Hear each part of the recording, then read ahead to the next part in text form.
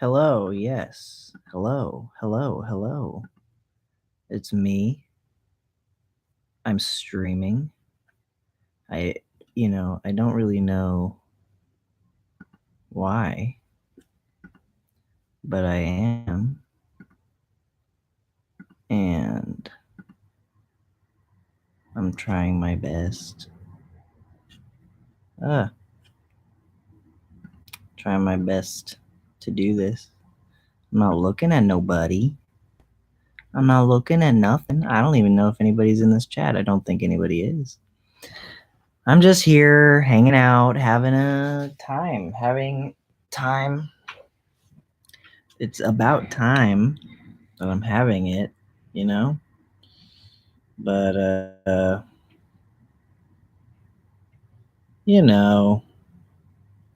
we're just here. We're queer. We're smear. I've said nothing of any value at all yet. And I probably won't ever. But, you know what they do say? That my shoulder just popped way more than it should have. I'm going to take you in here. Going to take you to my little kitcheroony. Little kitcheroony in here. Hanging out, having a good time. Gonna make some pasta if I have some. Gonna pasta it up. Gonna pasto.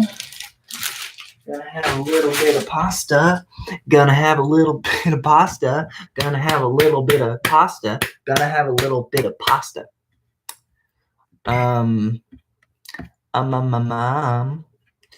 Okay, enough of that.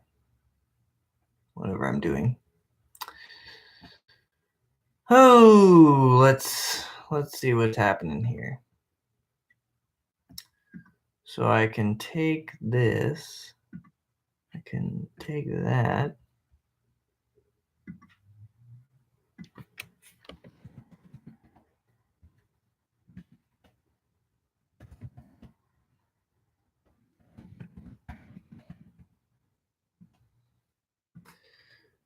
He just popped in only to leave, which I love. That's exactly the type of vibe that we're going for here today. Now, my question is, how do I share this? Oh.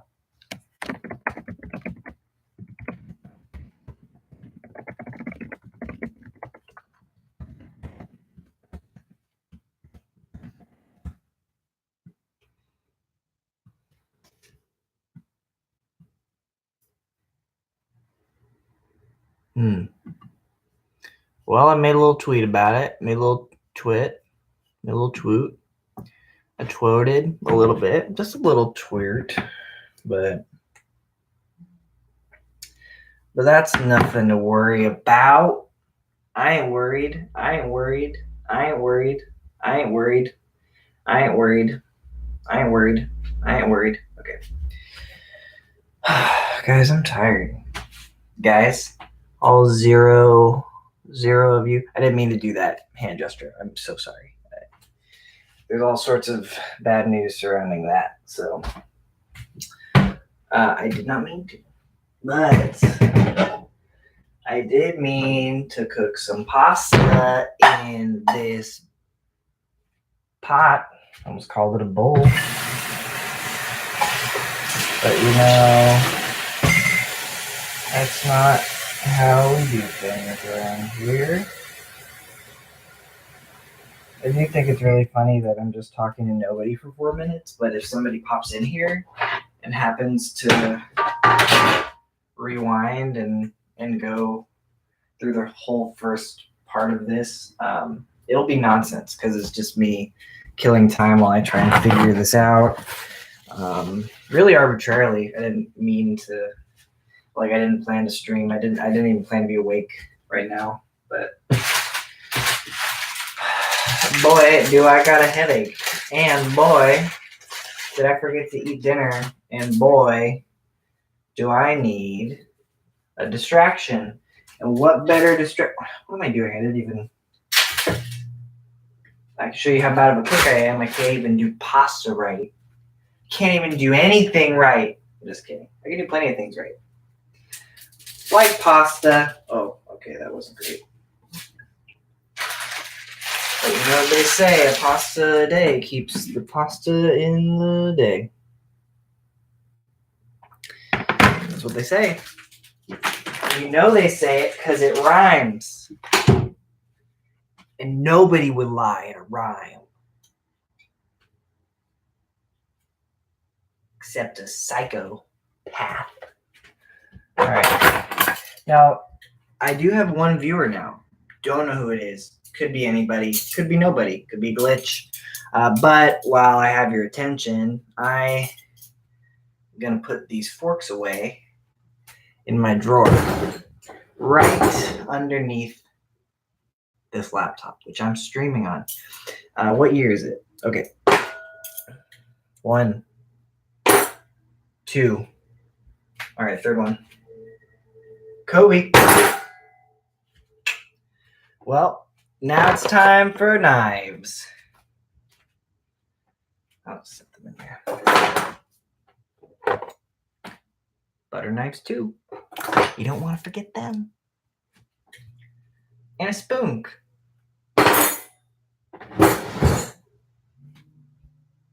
I just cleaned up all my dang silverware. That's all the silverware I have. I have 3 forks, 1 spoon, 1 butter knife, 3 regular knives. I don't even have plates. That's all I have in this pot. In this.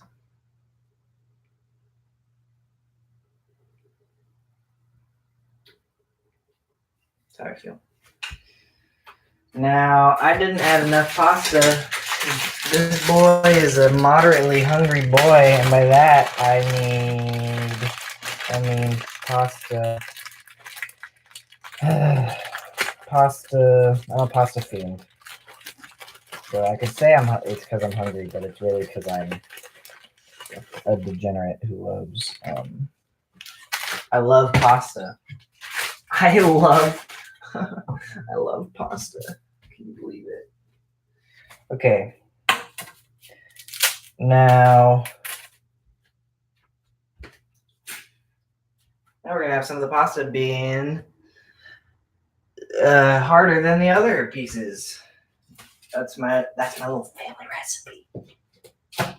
And it's very important that the water does not boil beforehand, because then it would be too easy to make the pasta good. I really did kind of muck this whole thing up just because I'm so not used to being on camera, especially a live stream to nobody and then one person. But that's besides the point, because as long as I'm getting food in me, as long as I'm absorbing that delicious pasta energy, everything's going to be okay. Now, what do I put in my pasta? That's a phenomenal question. What do I put in my pasta? Well, one of two things. Sometimes I'll put some butter in it when I'm feeling really frisky. Other times, tomato sauce. Like this. But it's gotta be Prego traditional. I don't fuck with that ragu shit. I don't know what year you think it is, and I don't know who you think I am, but I can't do ragu. No ragu for this boy. This rag. Oh Lord. All right. And then, Jesus. Then I also have a secret ingredient. Salt. Put salt in there. Put salt in there.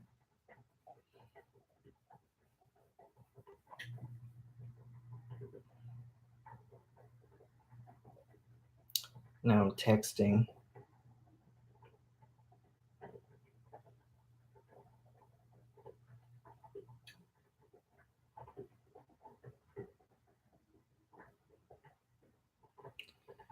And now I'm done texting. So yeah, I tweeted about this, but what's funny is,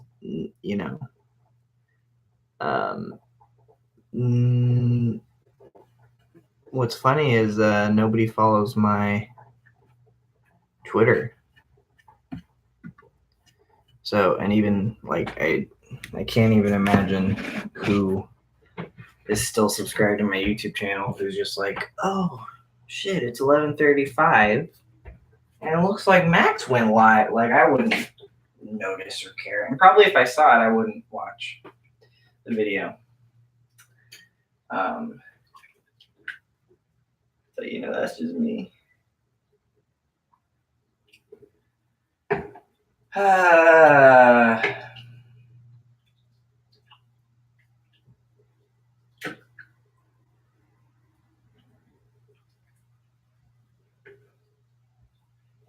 Now I could do something more lively, but who's watching? I'm literally watching myself live. It's like if my apartment was just an open space, just traveling through the world, no walls. Anybody who wants to just pop in can, which makes this really much more scary than I thought. But who has time to be scared when no one's watching? That sounds like a real quote, but it ain't. It just came right off the dome, right off my head.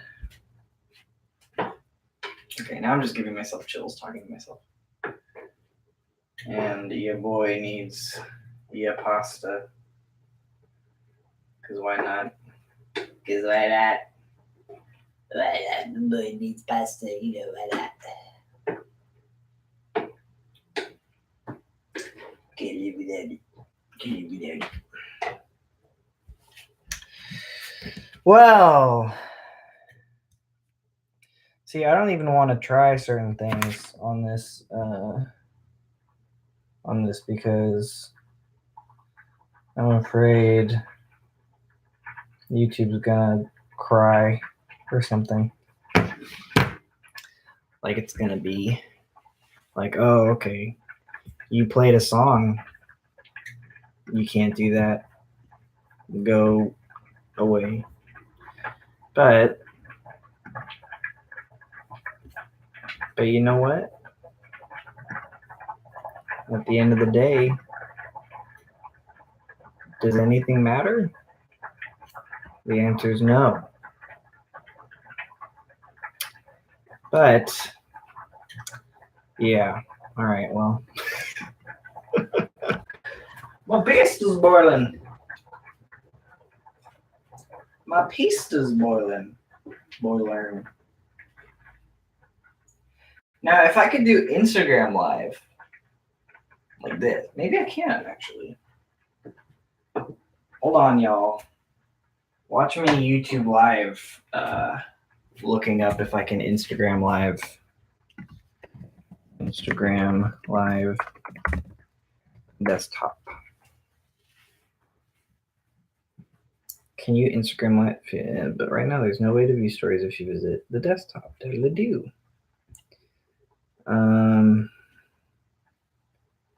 How to host an Instagram Live from the desktop. Oh, can I do this?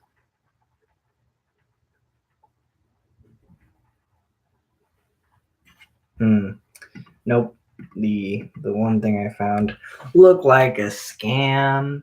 I literally just reacted to seeing that there was like one person here, and then they disappeared mid me doing a funny thing. Yeah, real funny. That pasta's getting close. But how close is it getting? I do not know. I do not know.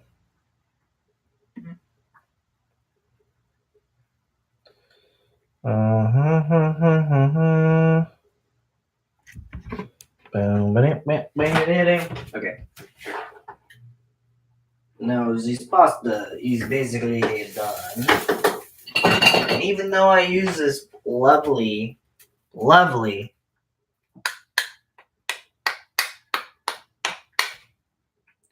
thing, and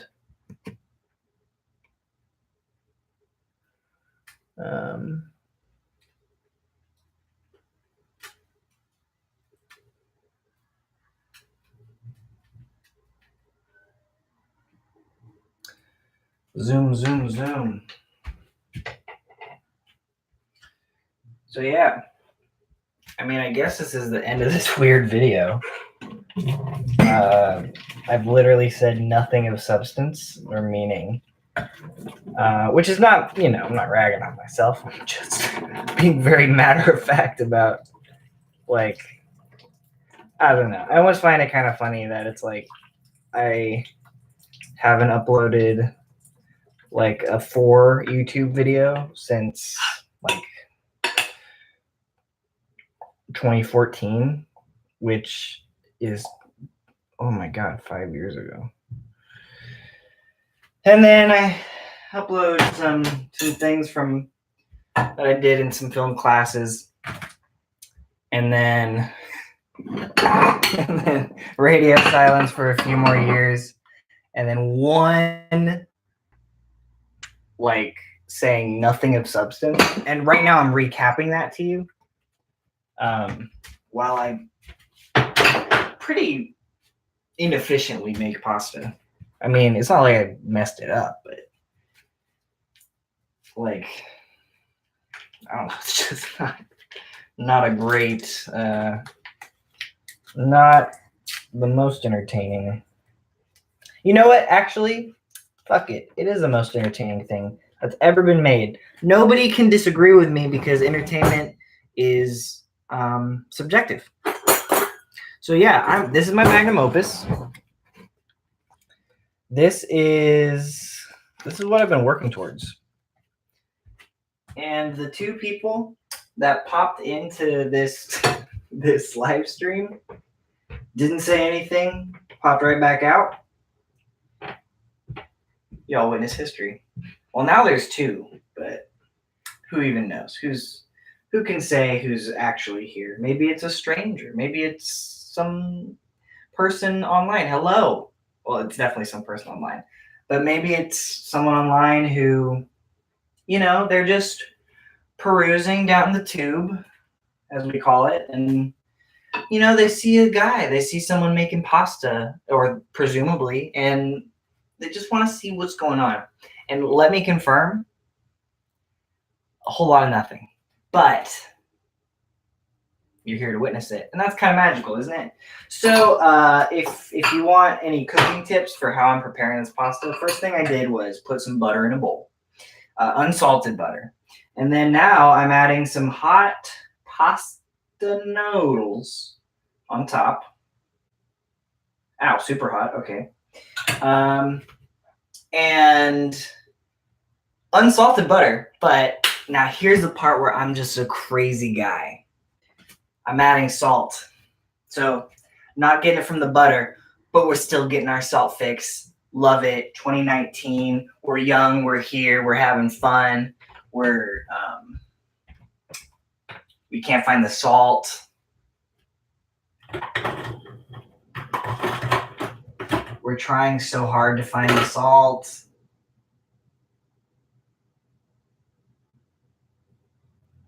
Is this the salt? Is that salt? Let's try it. Let's test. Okay, I just poured it in my hand. It's definitely salt. But, see, I normally go for the rock salt because this feels just a little too scattershot. It's like, you know, with salt, you want to have ideally like a sniper. Let's use gun analogies. That's appropriate. You want to have like a sniper rifle to just pop, pop, the exact little nuggets of salt that you, like right here, boom, boom, boom. That's how I would love to put salt on my pasta. Now, my least favorite is this chaotic disaster of like little salt granules. Because what is that? That's like a shotgun. Huh? It's like a shotgun or just a very frantic stabbing. I don't know. It's very. I think it's messy. I think the salt distribution is just chaotic because I don't need too much salt. I just need a hint. I've literally been talking about salt for way too long. Let's get into the Prego tomato sauce. Now, for those of you who weren't here for the beginning part of this masterpiece of a live stream, I was speaking the virtues about Prego sauce versus ragu. Ragu is trash. Ragu is horrible. So, Prego man, and it's important, it's got to be traditional. What's up, Lonnie? Good to see you too. This is a very intimate little show we've got going here. If you're even still here. And honestly, I don't know how this streams. I've never live streamed on YouTube. It's been so long since I've done anything on YouTube regularly that like half the technology I'm not even aware how it functions. Don't know how I got a spoon in my hand, but I'm just gonna pop that in the sink. And yeah, so I'm a basic bitch with pasta. There's some like fancier like I'll go for fancy pasta, but if I'm like making pasta, the premium comfort is just, hey, you got butter, you got salt. Hey, you got a single sauce that you love because you grew up with it. And I mean, that's sometimes I'm just an easy guy to please. But other times, anything but. I mean, can't think of any examples, but I promise you I'm very picky in some ways. Well, I mean in this way, like if I mess with this, like it honestly, I'm so finicky. Like I just love Prego. So I'm exposing way more of my basicness than I ever intended. But I just really like straightforward. One sauce, you know what that sauce is? Delicious. Put it on any pasta. It's consistent. It is what it is. No surprises. Nothing's gonna hop out of that sauce at you. I mean, unless it's my birthday.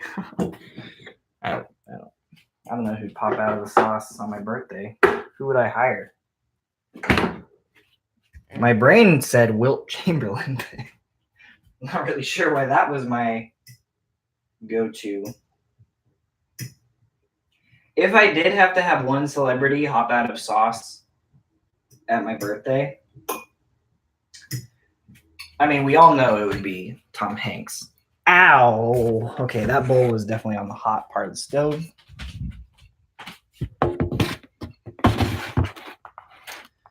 This is my eating pasta venue.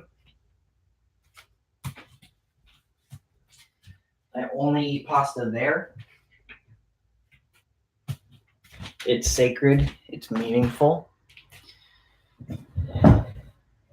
Subbed over half a decade, and it's all led up to this almost 3 a.m. pasta stream, and I couldn't be happier about it. I'm glad you understand.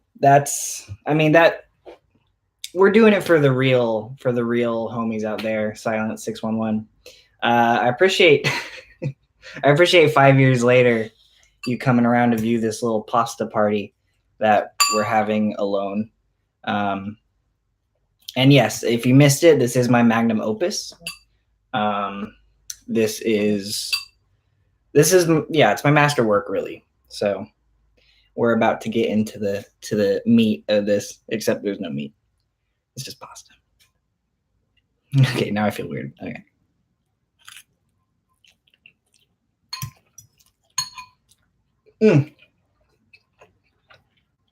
Mwah.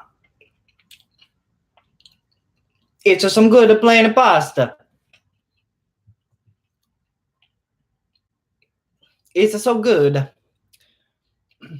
Now, I don't know how long I'm going to keep this going. Because, like, again, it's not like I have a lot of traction here. That's not really the goal.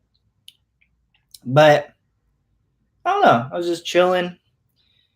Realized that this was a thing. I tried to do a Twitch stream. Like, I made a Twitch and I was like, oh, like, it must be like, this will date me. It must be like Ustream or that other one. And then you needed to do all this extra stuff, and it was like I had to stream a game, or I guess I don't have to, but I think that's like the point.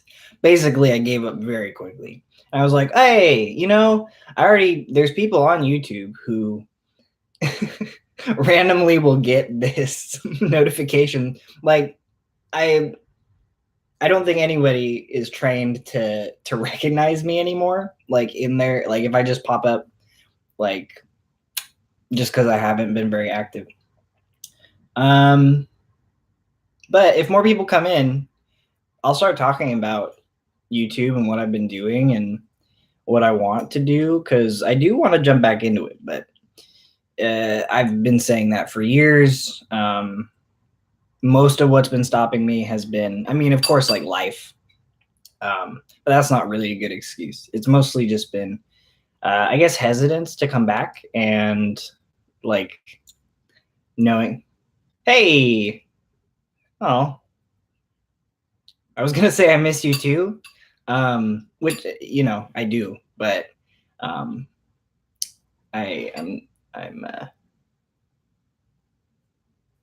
yeah. Well, I just kind of caught off guard. That's the thing, is like I'm I'm doing this having like never done a live stream on YouTube, for one, or like really in general, and imagining that nobody out there even has my channel like in their psyche, I guess, or like would never, again, like wouldn't expect me to like just show up and like for that to matter. And I'm literally just eating pasta. But I really appreciate, whoever's out there who likes what I did and who might be interested in seeing more, because I've been in a funk for too long and I need to come back. Definitely a different landscape now, YouTube. It's a whole lot of white supremacist content now, huh? I mean, that's a bit awful. It's more than a bit awful. It's about the worst. But yeah,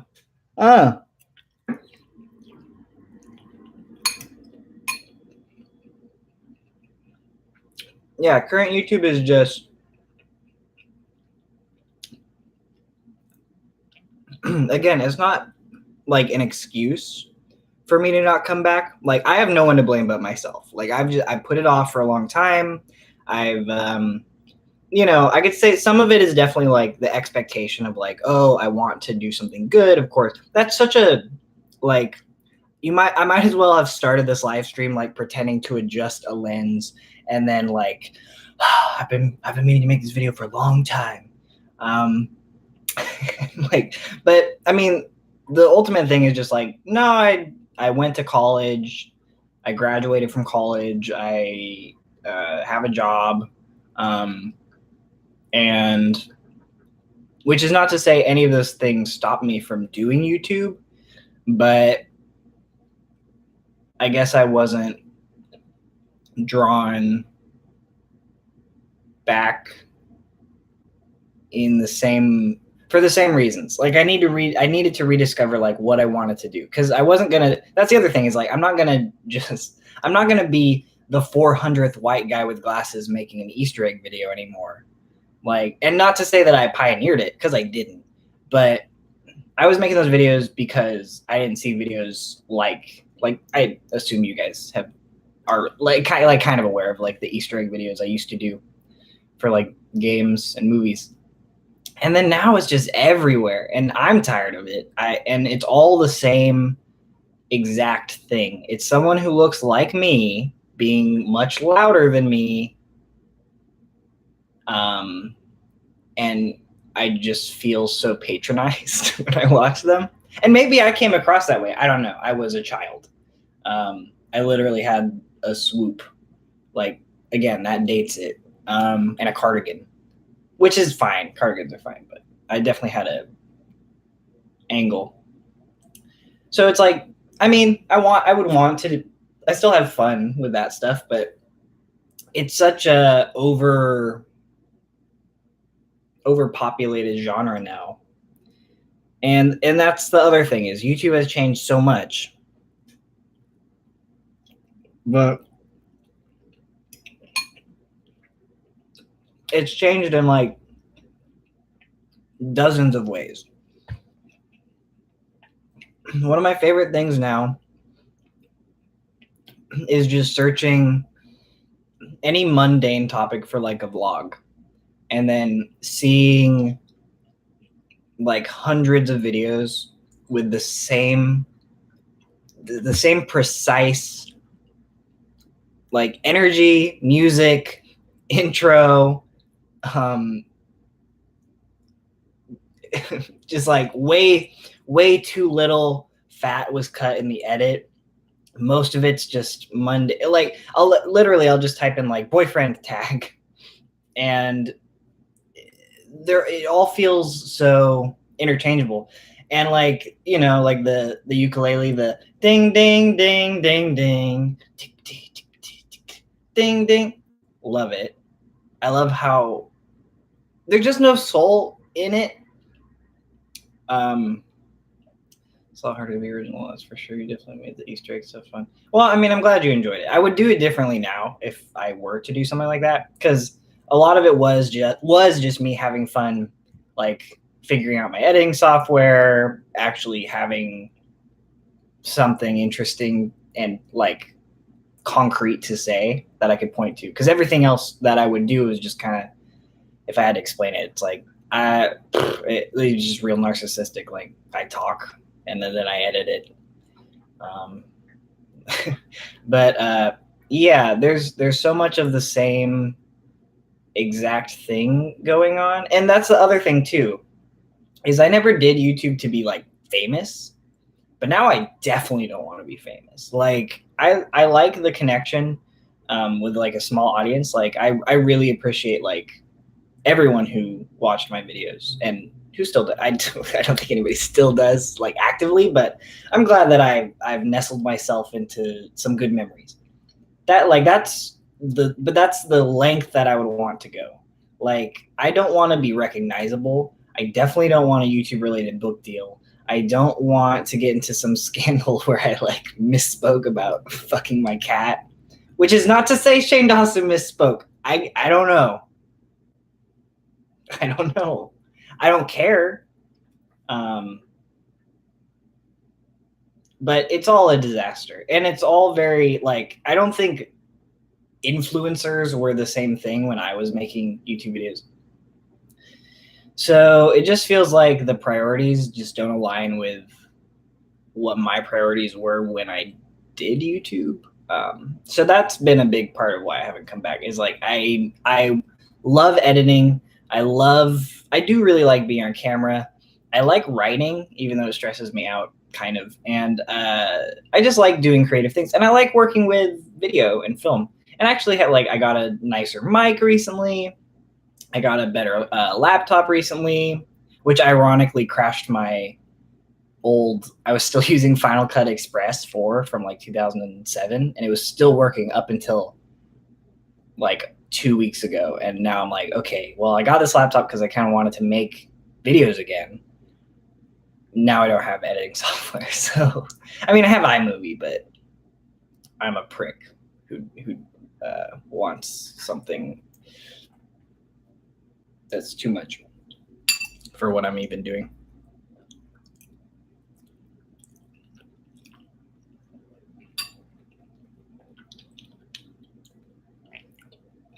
But yeah, I think, Windows Movie Maker. Honestly, if I did have access to that, I 100% would do that because that's so funny. I love Windows Movie Maker. I love it because it's so just the thought of the navy blue like text background and that was like the default and hardly anyone ever changed it. That's now such a specific vibe that I would totally want to like co-opt. I don't know. But not even like ironically, just like matter of fact, just like, well, this is what I'm using. Don't hate the tools, hate the tool. I don't know. Um, but yeah, and I've thought about like getting Adobe.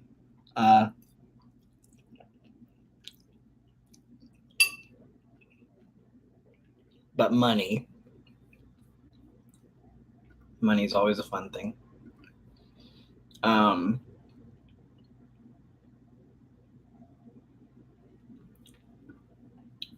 but yeah, give me 1 second, guys. I'm gonna text somebody really quick.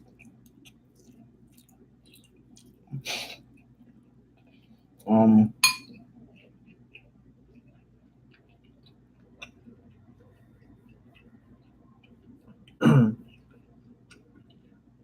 let me see.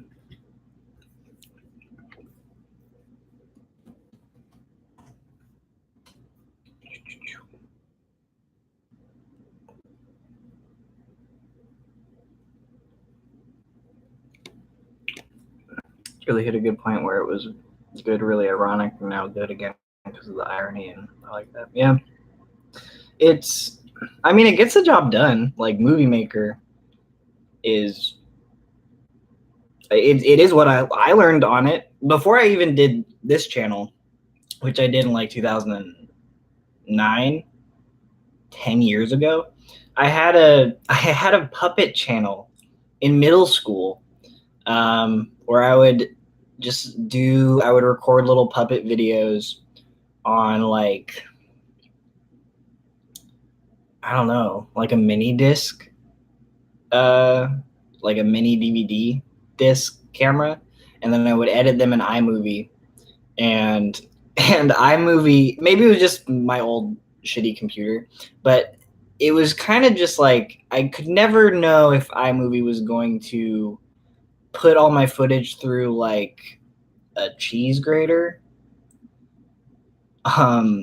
and give me some weird nonsense where like half of it doesn't work or gets deleted or something, or if it would go perfectly fine. Like it all felt like completely. And also, mind you, this was on like my parents' old computer, which was just a disaster. Like at one point, I had like a virus that would play Backstreet Boys. It would play the bye bye bye bye bye like in the middle of the night, full volume, and it scared the shit out of me. But then we gave it to some rando. So who was it? Oh, well, now I feel rude because it was my aunt's friend. But, and she cleaned it and that went away. And then, why am I even saying this? Yeah, my channel was I Hate Raw Tuna, but with like letters. With letters, what am I saying? With numbers for some parts of the word. And it wasn't the name I wanted, like my brother named it. But now I kind of look back on it fondly. I don't know if that channel still exists. I don't even know if I made everything private on it. Maybe I did. I wouldn't be surprised. Let me actually see, because I hate raw. Oh, what? That's so weird. Yeah, it's there. It has 2 subscribers. Oh my god, it has no videos live, and all of the shared all the like related channels are people I have not thought about in like 10 years. Like, what? I wonder what all these people are doing now. That's my question. But maybe I won't get an answer. Probably not. Pick my friend. Um,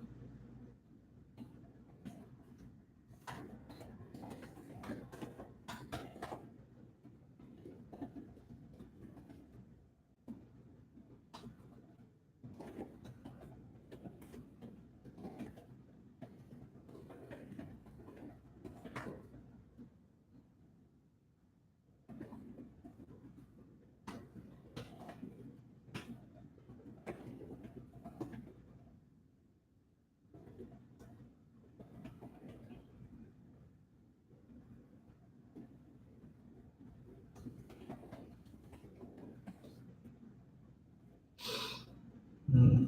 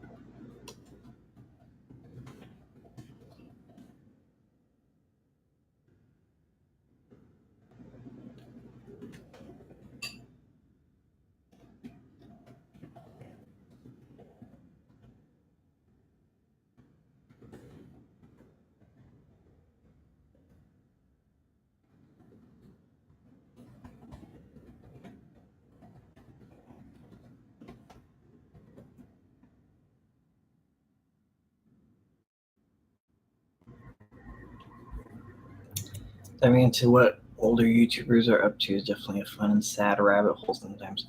Yeah, I mean, I get so bummed when I find out that like somebody I used to really like just doesn't exist on any platform anymore. Like, mm.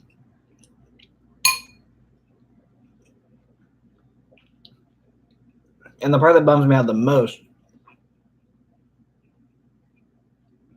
is when big YouTubers from like 10 years ago are still making the exact same hollow, you know, copy and paste type of format. And all I can think of is like, well, now I don't feel so bad for not making YouTube videos because how would I be feeling if I just did the same thing over? I just mass produced my identity and my what used to be my vision for 10 years. Like, not to say that I was gonna be held to that or anything, and I probably could have made like more stuff and good stuff, but it's just, man, I don't know.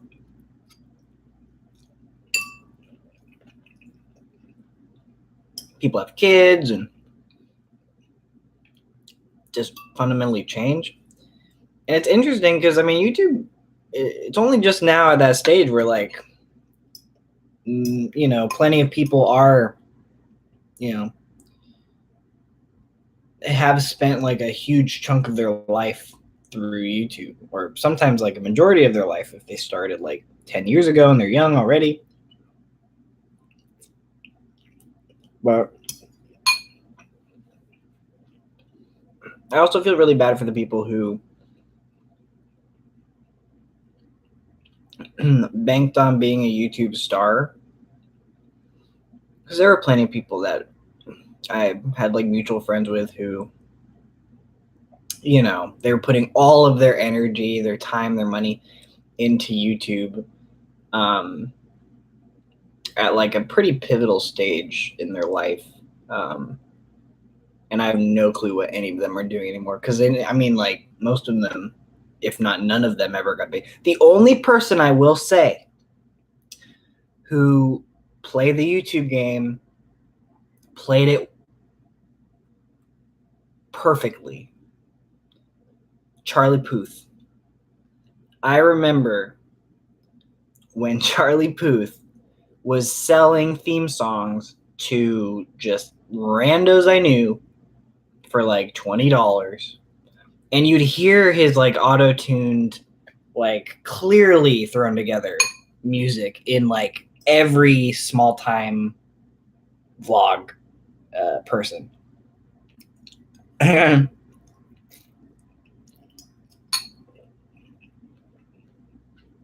then when he got huge and his song was in Fast and Furious, like he literally made, like, he's famous for like a Paul Walker memorial song in like one of the biggest movies of this generation. That's just so funny. That's such a funny, and I respect it because he knew how to make his moves. He knew where to make his moves. He got into music. That's what he wanted to begin with. Happy for him, of course. But it's just funny. Of all people, I honestly did not expect Charlie Puth to be the biggest success to come out of YouTube. But hello, welcome. I'm literally here eating pasta and just lamenting about YouTube changing.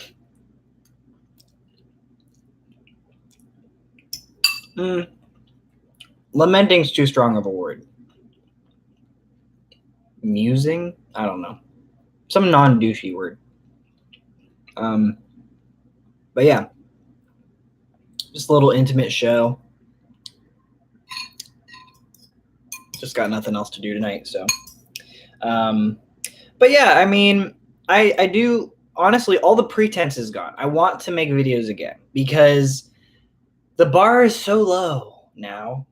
And I don't want to be famous. I don't want a huge following. I do not want to be recognizable. I've seen every aspect of like what fame does to people. Not every aspect, but I mean, like, I've definitely like seen a lot of, I've thought a lot about what it means to be famous. It sounds horrifying. It sounds like a hell you can't escape, where all of the world gaslights you and you gaslight the world right back. Like, it feels like a hell cycle. And I do not wish to ever become famous in that way. At least not my face. Maybe under a pseudonym. You say let's bring back that puppet content, but I don't think you understand just how prepared I am to do that. I still love puppets. I need to get my charger.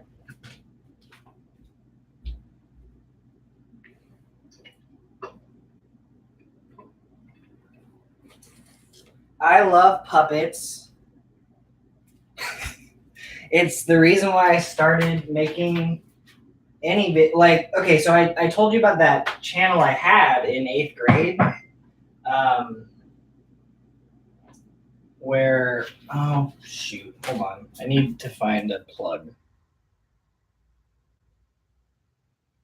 Yeah, I'll just move on to the ground.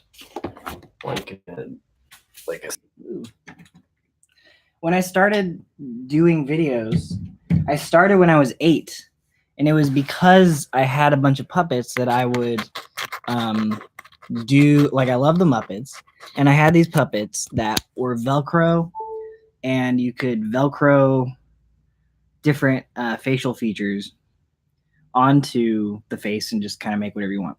And I like puppets anyway, so like my grandpa got me a few puppets or whatever.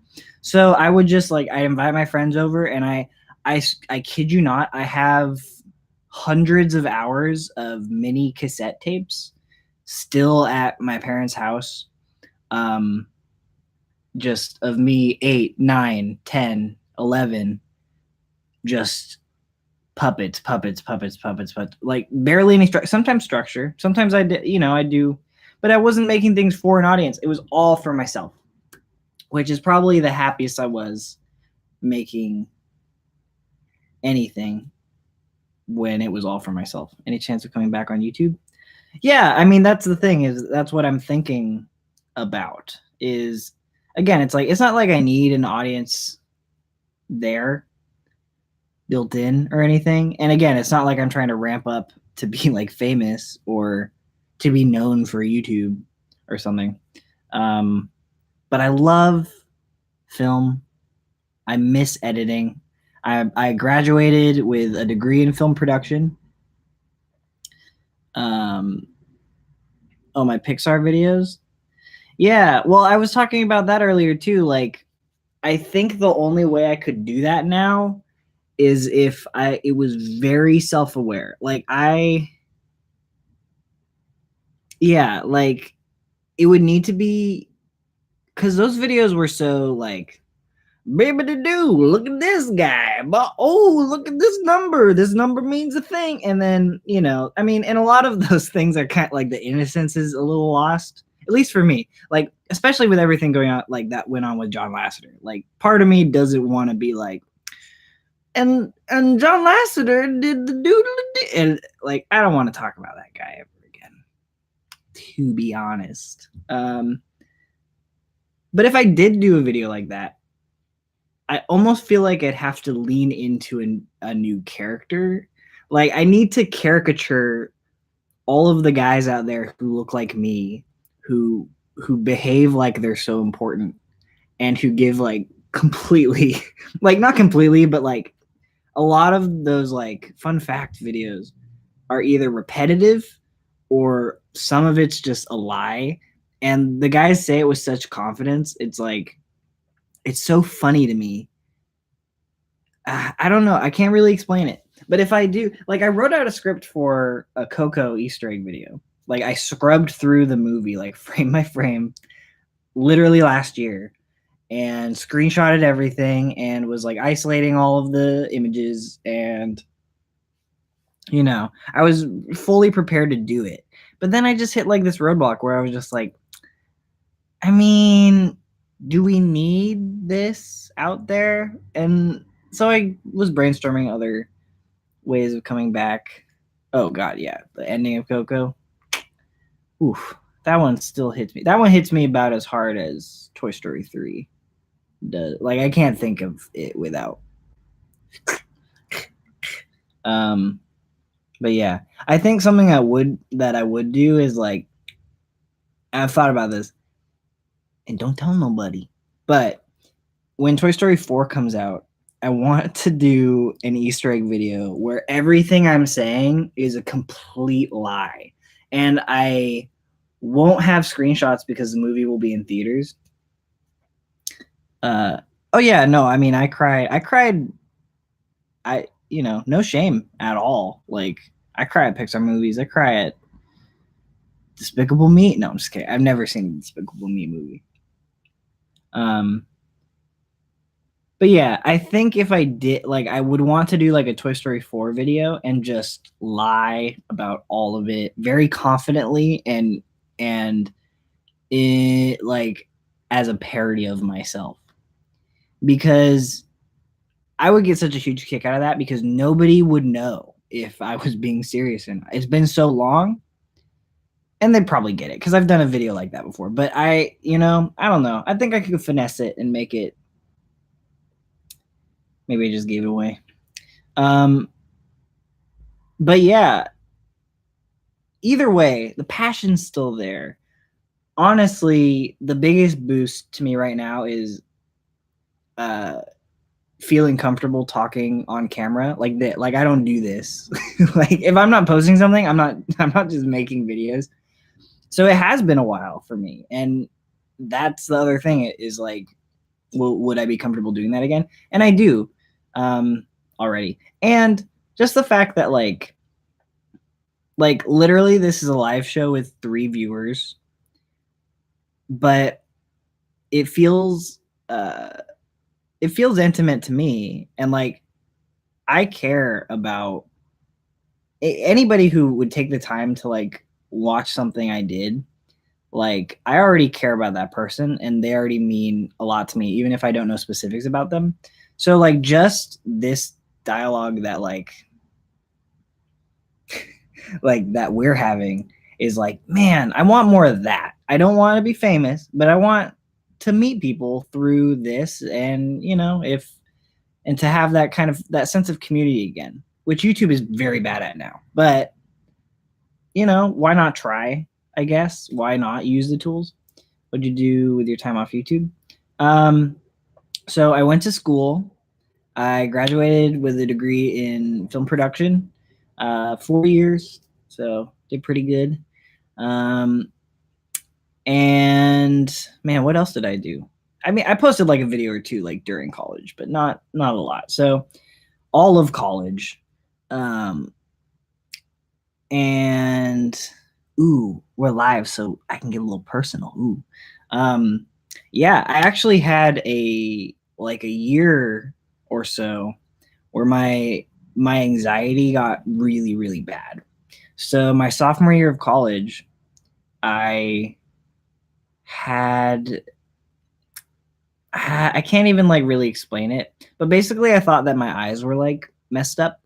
I was like really convinced, like it just didn't something didn't sit right in my vision, and I couldn't stop fixating on it, and that made it worse because you can almost kind of actualize stuff if you're like super focused. And then I would start to like kind of dissociate. It was before I even knew that that was like a thing, but like I just feel like disconnected from my body and just kind of like day-to-day stuff.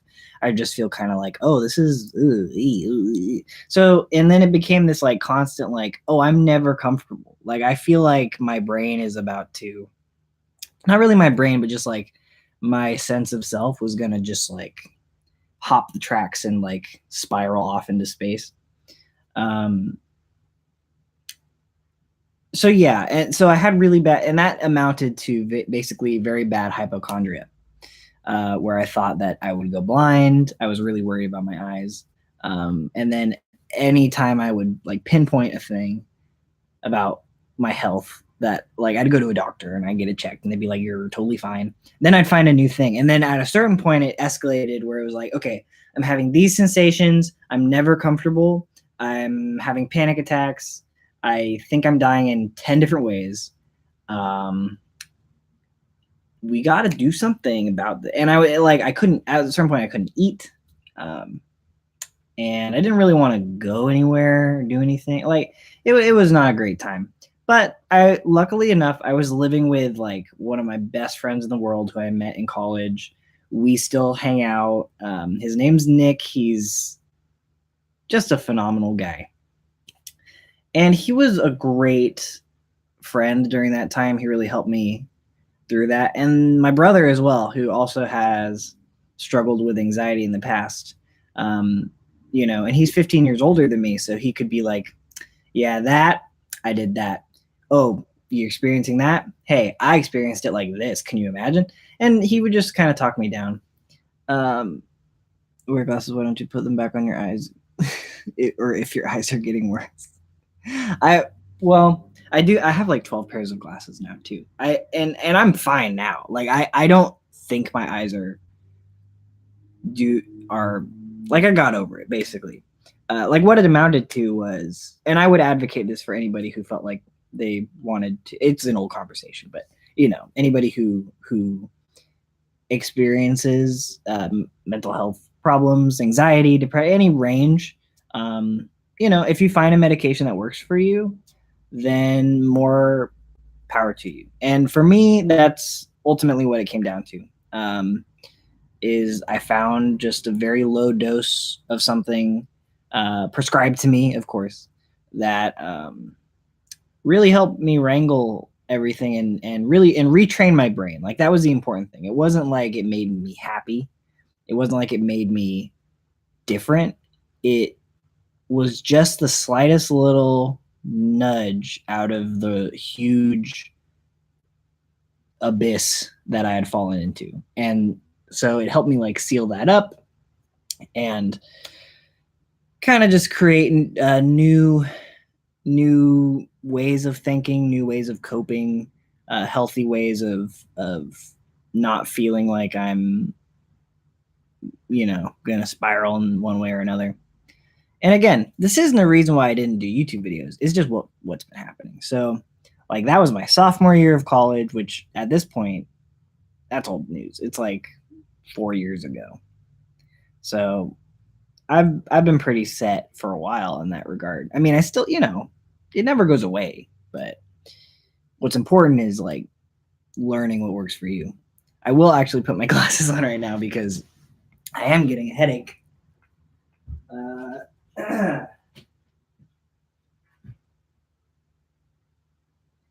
And I gotta finish this pasta.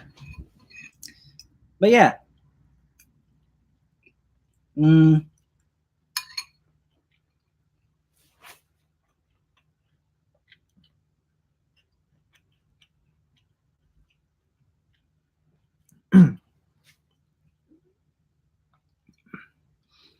I've been dating this really great girl for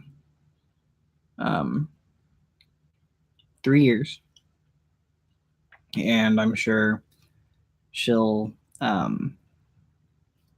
show up here at some point. But that has also occurred, and we live together in this apartment, and we have lived together for a little bit. I feel like filming but hate doing it for views. You should become a director or at least work in something. Yeah, I mean that's the thing is part of what I liked about college was I did get to like direct. So I have at least 2 of the projects that I did on my YouTube channel. I did them a few years ago, and they were for a class, so there were all sorts of restrictions on it. Basically, it's not my best work, but I really did like being in the director's chair, being behind the camera. It was a really good change for me, and it really worked different parts of my brain. But again, the thing is, the whole industry of like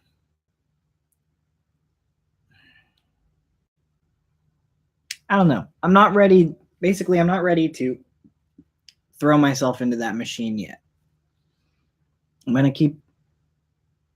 at least get back into experimenting on here, trying some new stuff. And I think ultimately what I love doing is editing. I love editing. It's always been my favorite part of making these videos on YouTube was the editing process. And with my shorts that I like directed, like I love just being like, okay, what can I do with this and that and da da da. Something in animation. Well, that's the other thing is that I almost went to school for that. I love drawing. I still do. I actually do. I do some commission stuff on the side. So I have an Instagram for that. But yeah, again, it was like with animation, it was like I kind of tried with that working in that world because I really love animation. But it was again that thing where it's like the machine of that industry is so it just tears through people, and I don't think I'm strong enough to not be torn apart by that yet. I do love animation, but I also like drawing more than one thing hundreds of times, which was my like, I don't know. I was gonna say watershed moment, but I'm not actually sure if that's what that's referring to. But let's just say my watershed moment where I was like, do I want to do animation? I love animation. I think I would go insane if I did it. Like full on, like a, director gives me like, hey, animate this person spinning in this scene, and this is what happens before, and this is what happens afterwards. Here's a storyboard. Now that's the other interesting thing. I would also love to. It's not really interesting, but for me, like I would love to do storyboard work, which I think is my most realistic goal, at least in terms of like art jobs, like mainstream art jobs. that and like maybe marketing, but I don't know. The cynic in me, it's hard for me to let go for marketing and stuff. Oh, hold on 1 second. Student storyboard work is the best form of animation she did. What did she do storyboard work on? Was it like a project or just kind of like was it for a personal project or like a studio project? Because I would storyboard my shorts that I did in college, which I really liked.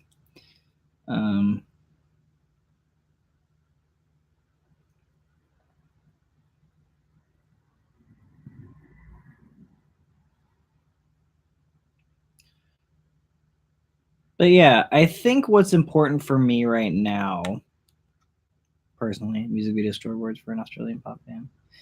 See, like that honestly, like that's what I need to start like cutting my teeth on. Hey, if you wanted to, I don't know if you can post things here, but if you wanted to share that, like I'd be interested in seeing. But yeah, I think ultimately what I've come to realize is like, okay, I did the college thing. Great, did it, fine. I did the work a 9 to 5 job thing, doing that, fine. But that creative muscle, it's not being flexed in the way that it deserves. So I'm just gonna start posting like weird shit here. And again, don't expect anybody to necessarily love it. I'm not doing it for that reason. I just want to make again, and I want to not be caught up in the idea of it. But yeah, and it's funny too because even if I'm not like doing like a full, oh well, I appreciate that. Like that's what makes me want to come back. Is like that's the biggest thing. Is like I miss having a connection with anybody outside of my immediate like circles. Like and it's been a long time. Like for a while, and I don't know if anybody on YouTube was like aware of this, but like I got really into like Tumblr, and I made a lot of friends on Tumblr, and I was like posting stuff there. But that's a disaster now. That's dead. I also love my night vlogs. Those are the few. Those are because I was in the mood that I'm in right now, which is just no false pretenses, just like I'm just chilling. Slice of life. I love slice of life content where it's like who knows what the next clip could be. But yeah. Maybe I'll come back with night vlog number 3. Or something else. I also have I have a long list of like stuff that I've thought about doing, but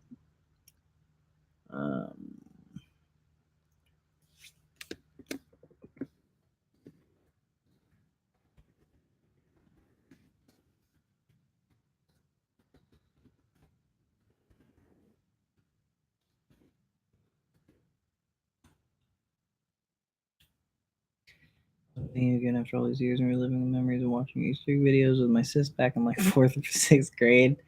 3:30 a.m. I'm exhausted, so I'm going to bed. Good night. Well, I really appreciate you coming out. Expect more from me. I've disappointed people before with that sentiment, but I really, for my own sake, I'm going to start making stuff again. So it's been great having you here, and I really appreciate you coming out. So maybe I'll just do these more often and hopefully at a time that's more convenient for you. But get some sleep, rest easy, and I'll see you around. Yeah, I still got to finish my pasta really quick. But yeah, I mean, I might do this again. Raw food?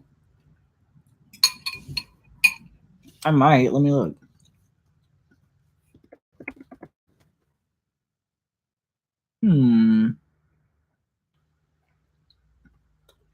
Oh. Mm. I'm vaguely aware of this or something similar. This is actually really dope though. Like this sort of thing. Like I don't know. I could probably do content like this. I'll just rip it off. No.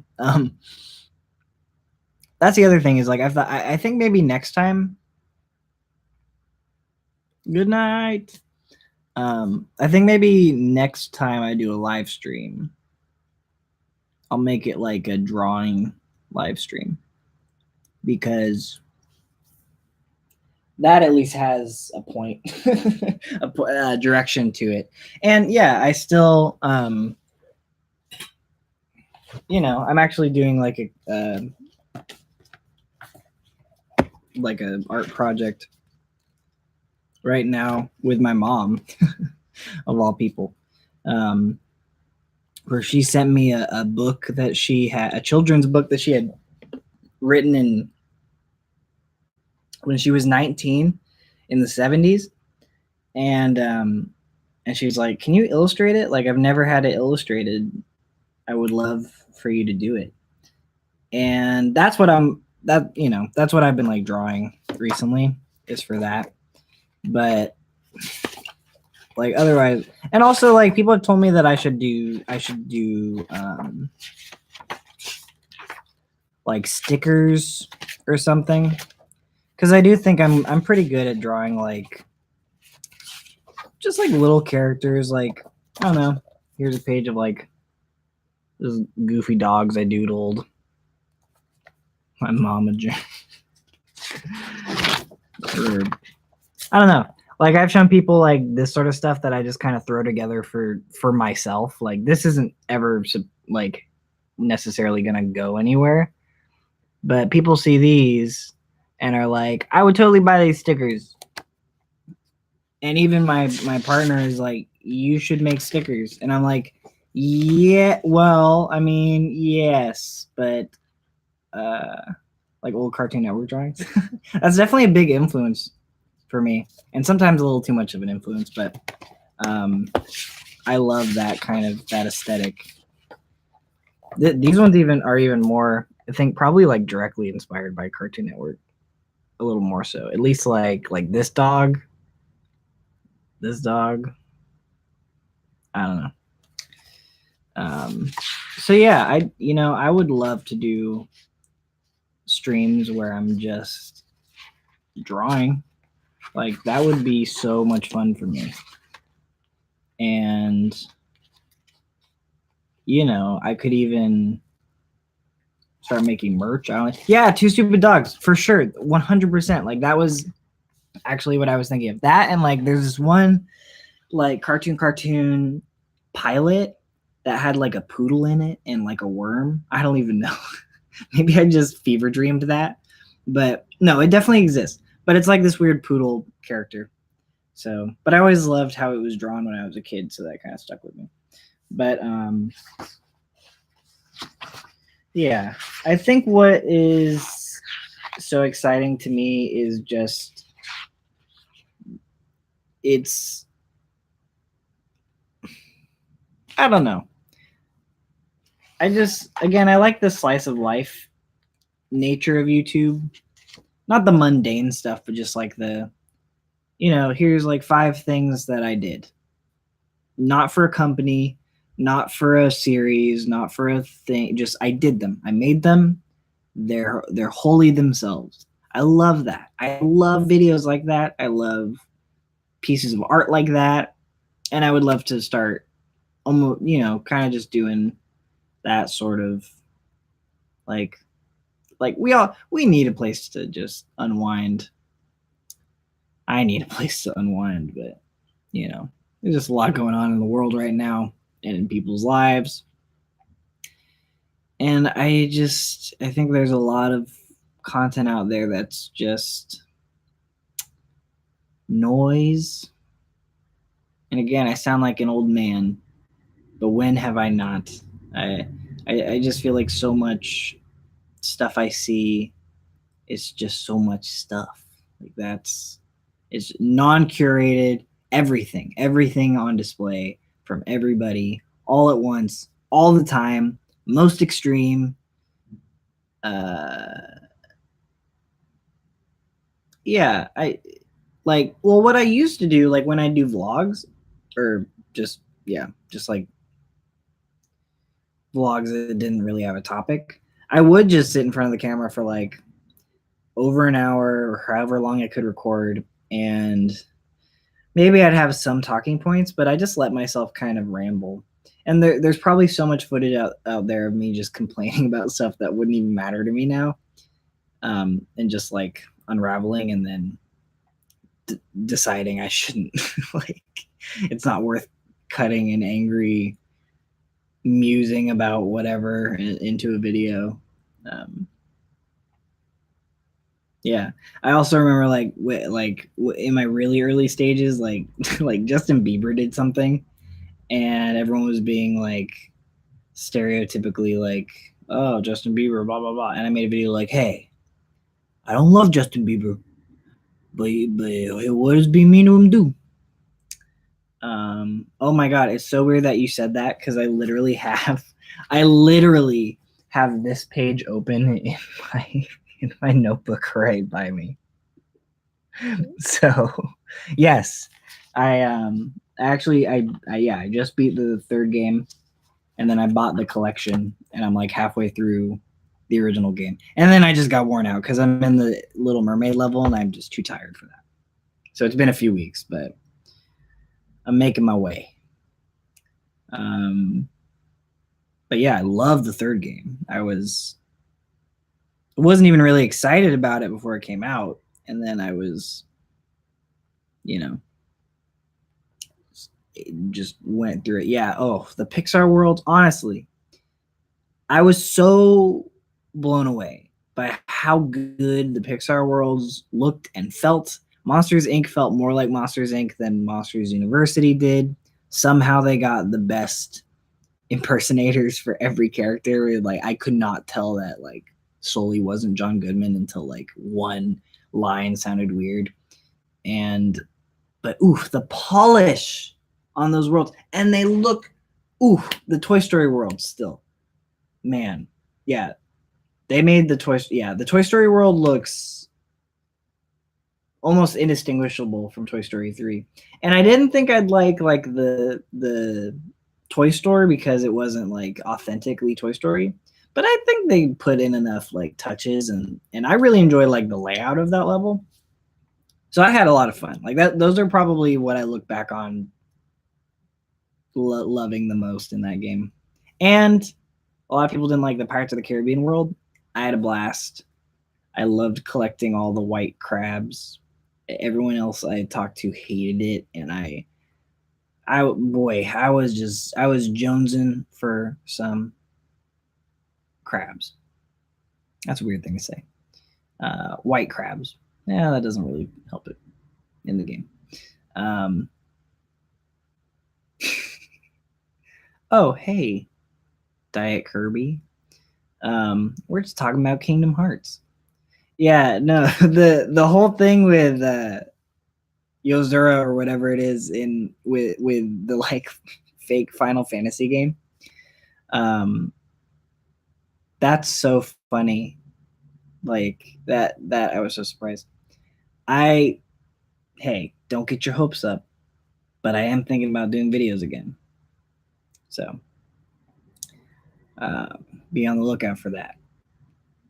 Got some new equipment. Got some thoughts gelling in here. Uh, and we'll see. We'll see what comes out. To the max. Yeah, I hear that a lot. Um, but yeah, I don't know. Whatever I do when I come back, it's got to be different. It's gonna be different. So one way or another, it's gonna be something. Um,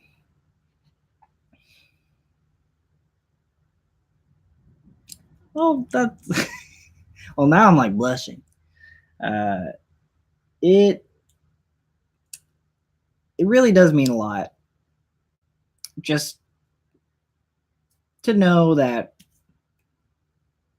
it's hard to. It's in like day to day. I don't really remember. I don't really think about like, oh, did I have like an impact on anybody? Would anybody remember me kind of thing? Like I'm someone who's like, hey, if you forgot me, I don't blame you. So it really does mean a lot. Comments like that, like, and it just ramps me up even more to like really put myself out there again in different ways. Back in the old generation, when Cosmic Panda was the newest thing on YouTube.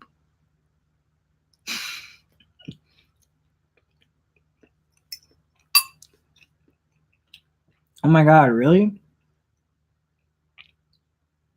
Generation Max? Damn, that's a pretty good title. I might steal that. And credit you, of course. Man, no. Wow. What was I gonna say? I literally had a thought. It was right there.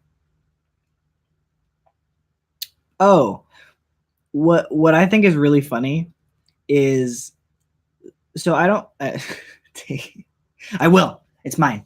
I got it. Sometimes, like, I don't get like a lot of interactions on my channel anymore, which is fine. Like, who even goes to YouTube channels anymore, like out of their way to go to the channel? Like, I just feel like that's more uncommon, but maybe I'm just disconnected. Anyway, up until like very recently, I still get comments on these like really old, like my Easter egg videos, which up until recently were still like kind of popping up recommendations for people.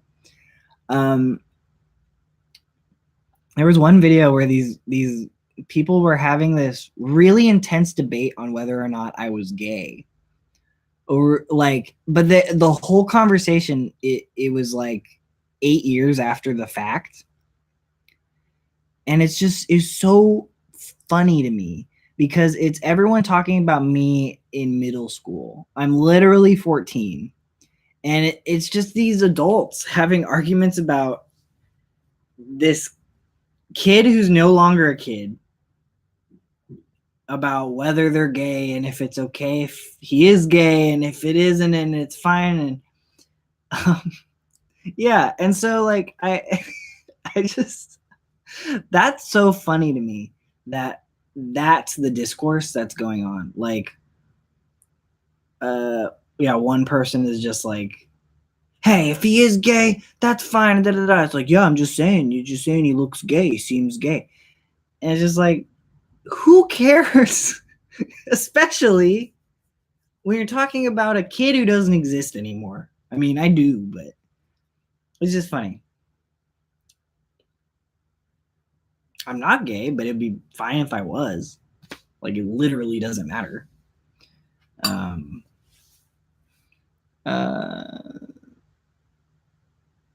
Yeah, I mean, something that I've definitely not come to terms with, but like come to understand about the internet as I've become an adult. Any heinous person can be on it, and the heinous spectrum is quite an interesting scale of intensity. And the types of people who are like, yeah, that kid thing is gay. It's like, it's the same person who if I saw them like at a supermarket, I probably wouldn't, like, at a glance, like, respect them. Like, not in a mean way, but just like, I wouldn't care. They're just not they're, there's billions of people, and the person who's concerned about that sort of thing is just no longer on my register. And especially, not to get into it, but everything that's been going on, just in at least American culture over the last like 5 years, there's been a huge progressive push, and there's been a huge, more bigoted pushback. And hold on one second. Imagine if I just come back to start to do political videos. I would too, honestly. I've got plenty to say. But that's the thing, is after all that's been going on, like, I cannot be bothered to care about someone who who like doesn't think that trans people are people. Like that's a very general like point, but I don't know. I just cannot be bothered. There's so much trash out there that people are so confident to say now that it's just like I had to stop myself on Twitter, because for a while I would like argue with people and I'd be like, well, this and that, and not in a way that's like, ah, you suck, but like in a, hey, maybe empathize. Hey, maybe this isn't your experience. Maybe you can learn something from these people that you seem to despise for no reason. That didn't really do anything. So now anytime I see just like a horrible opinion or like a really bigoted like anything as part of like a thread I stumble upon, I'll just ask the person like, hey, is this a bit? Is this a bit? Is this a bit? And the types of responses I get back are so funny. Or sometimes I'll like pepper in like a little personalized thing, like, one, is this a bit? Number two, what's your favorite TV show? And then people will respond angrily, but also very sincerely. So it's like someone who is very much like, these people need to be using these bathrooms because I'm insecure in myself. Then I'll be like, what is your favorite show, and are you doing a bit right now? Is this a joke, or is this you? And then usually the person will like have to try and explain themselves, because it's like, yeah, it isn't worth the time. But that's why I love, and it's not even trolling, it's just nobody expects certain things when that discourse is going on, and I love just doing that thing, like not like random XD, but just like make them question if they're coming across at all. Because everyone I've asked, like, is this a bit? Usually they'll be like, well, and they'll try to explain, like, well, it's not a bit, but, and then and do, and then when they try to be angry with me, like, as soon as I can get them to do like a human type response, like, that's why I ask, like, oh, what show do you like? If you hate this, what do you like, kind of thing. Then anytime I try and derail it to just be angrier or more like, well, you see, global warming is actually a cycle of diddly diddly do.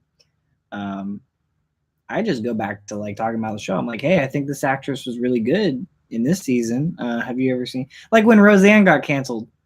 Someone found my tweet where I was just like, or not Roseanne. Well, yes, Roseanne got canceled when she got fired from Roseanne for being a racist, for being on Ambien, for being a racist on Ambien. I posted something about like, cool, great. And then like 2 weeks later, just some random woman popped in and was like, these liberals and their hatred of doodly dee. And Roseanne made the da da da da da. And I was a fan of Roseanne. Like, I love the show. I liked her as a person before like the last 5 years.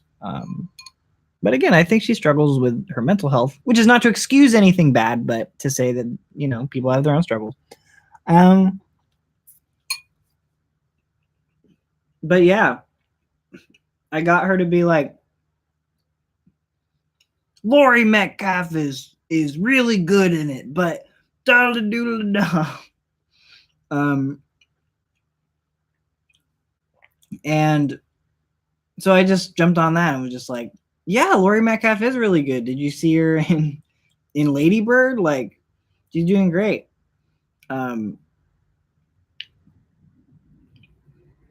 No, because here's the thing: is like I will 100% fully admit, I will fully say that as a white cis man, I operate within spheres of innate privilege, 100%. That it's inextricable from my being because that's how I read to the world. There's a history of hierarchies, etc., etc. But it's like when someone shows up and is just like, I think, I think this, I can't even think, and I don't want like a sound clip of me. Um, but I don't know. I just feel like there's so much good that could be done if people put down their defenses and just empathize. And I don't mean that as like a both sides. I just mean like if you hate someone because of their like something they're born into, anything. That's different than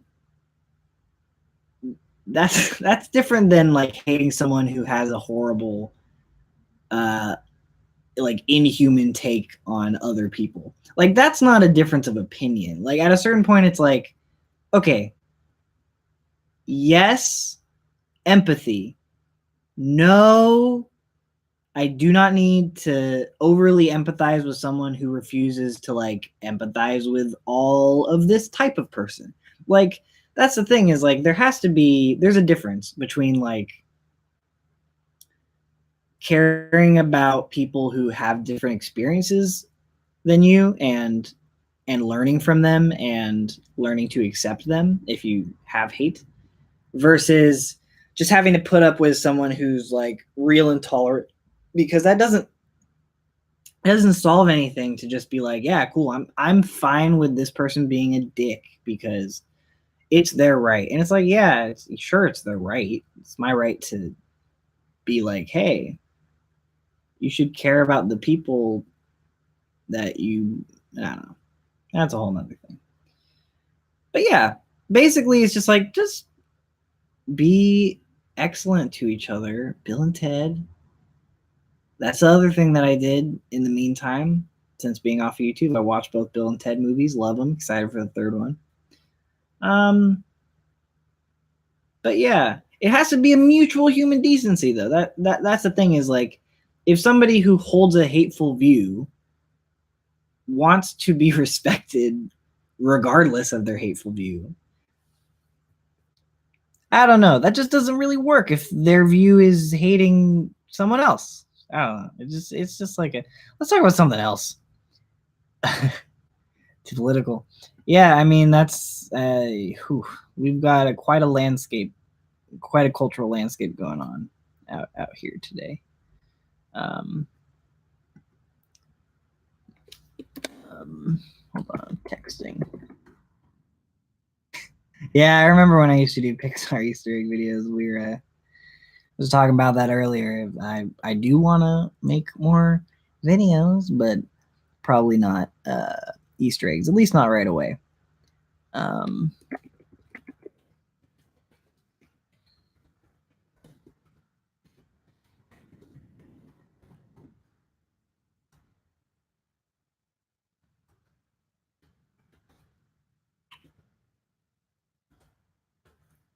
see what's everybody saying. Politics is very spooky. Will be our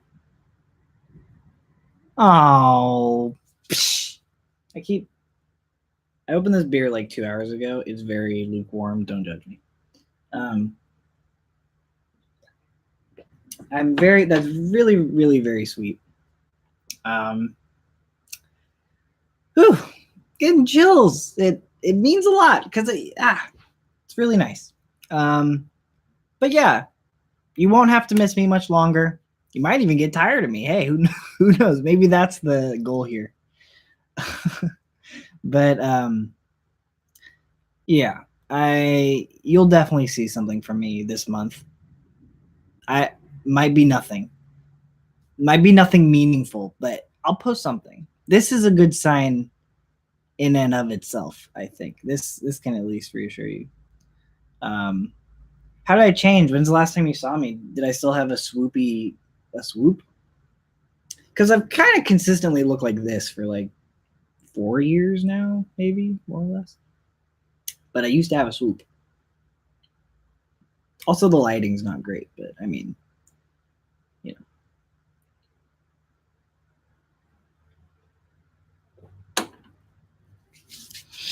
know. But yeah, I'm not afraid to get political with stuff because, you know, I look like the typical straight white boy. I know. God, I trust me. I drag myself all the time. Like anytime somebody says like, "Hey, you do I know you?" I'll be like, you probably know one of 20 of me just wandering around this street. like I get it. What are you gonna do?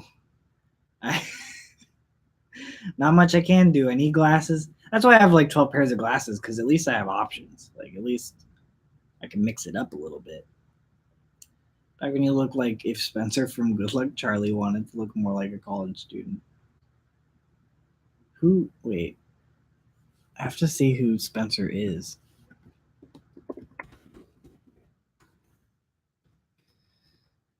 Good Luck Charlie was after my time. Oh my god. I see it. I see exactly what the fuck? This guy looks like he could be my brother, but he looks nothing like my brothers. Man, oh, okay, that's creepy. Ugh. Ugh. Creepy. Okay. Cool. If Jeff Dunham became Spider-Man? Damn. That's pretty good. I like that. Less famous Tyler Oakley. That's also a good one. Yeah, I look like I could be like Tyler Oakley's Tethered, if you've seen Us. One day I was feeling nostalgic, went back through your old videos, and that same day you uploaded 2 really well shot video projects, and I got excited. Oh, well, I'm sorry that that didn't lead anywhere. I am still proud of those projects, but yeah, more to come from this Spider-Man looking motherfucker. Mark my words.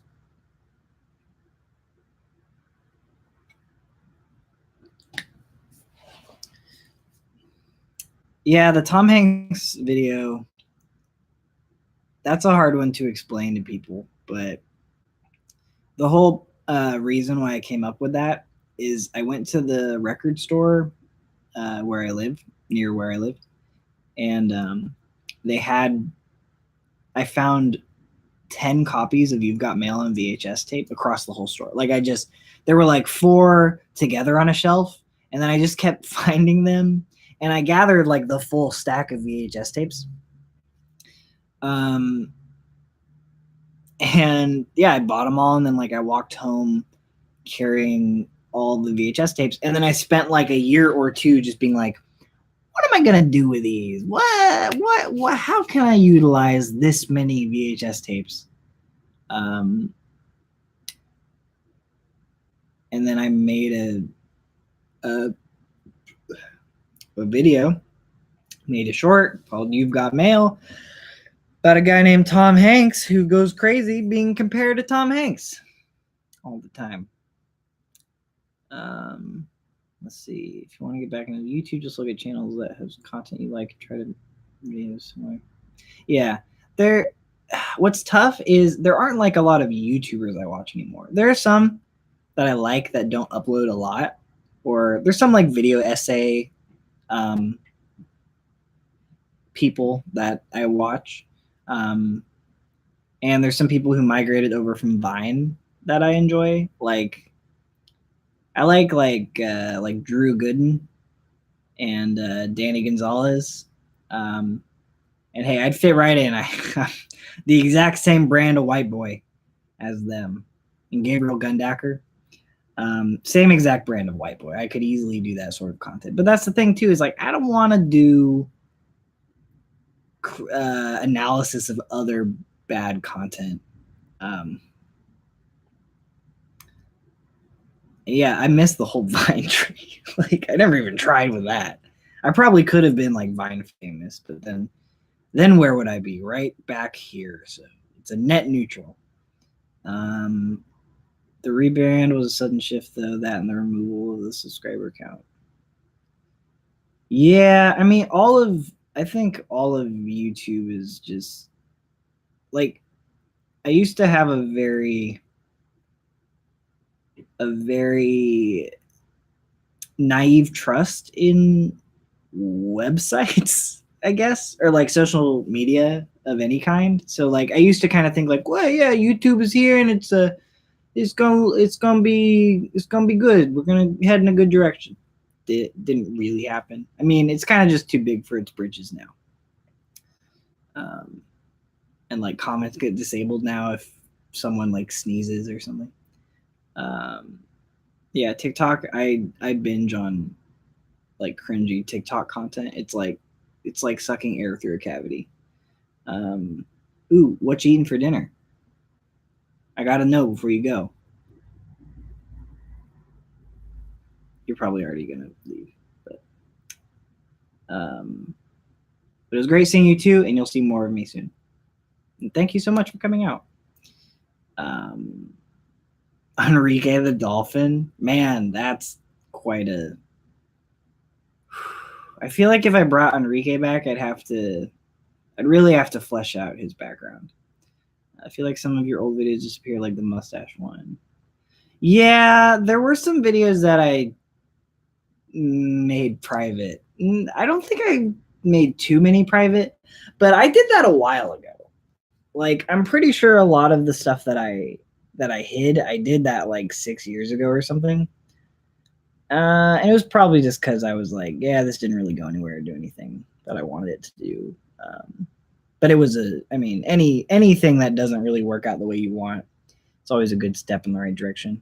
Looking through your video thumbnails, was there confusion with what style you wanted? Shut off my new 3DS. Yeah, I remember that one. That I animated like a rabbit jumping out of it or something. Yeah, of course I danced to Mario music. That also sounds like me. Looking through confusion with what style you want. Do you mean like the style of thumbnails? Like the 1 minute you look like Seth Green, the next you look like a less gay Thomas Sanders. Yeah, I mean, I'm real fast and loose with my stylistic choices. Uh, I definitely went through the swoopy hair phase and obliterated that at a certain point and never went back. Because when I started YouTube, I was really insecure because I have a big forehead, and never liked that. And my hair parts right here, like really distinctly. Like now, it just looks like a normal hair part. But when I was like young, and I would grow my hair slightly longer, like it just felt like I just felt very self-conscious, I guess. So I actually like trained my hair over like years, kind of trained it to like swoop over complete opposite way. And what's funny is only just recently does it not automatically try to do that now. Like I trained it so well, my hair would just kind of naturally start to part there. But yeah, I mean that's everyone goes through that phase. I just went through it online. I just went through it in video form for people at the start of that whole because I started doing YouTube like right when I was leaving middle school. So everything you see is like that's me as a little high school baby. And now Now I'm old. Now I'm 45. I'm not, but I feel like it. How old do you guys think I am? Do I want to know the answer? How do I look? Because I've been told both. I've been told I have a baby face. I've also been told uh, other things. How come you took off the subscriber count? Did I? I don't think I intentionally did. Maybe YouTube updated. Because I haven't fiddled with my account in like forever. Um, yeah, that's weird. I guess it is gone. I mean, I'll add that back. I don't really care either way. Did I can't even find how to add that. Oh, it says that a what? Hold on. It might just be in a weird place now. Oh. Yeah, I have no idea how to add that back. I need to I'll figure it out. But I didn't do it intentionally. Definitely didn't do it intentionally. Um Yeah, you nailed it. I'm 24 actually. Well, you didn't nail it. You didn't say the actual age, but I am 24.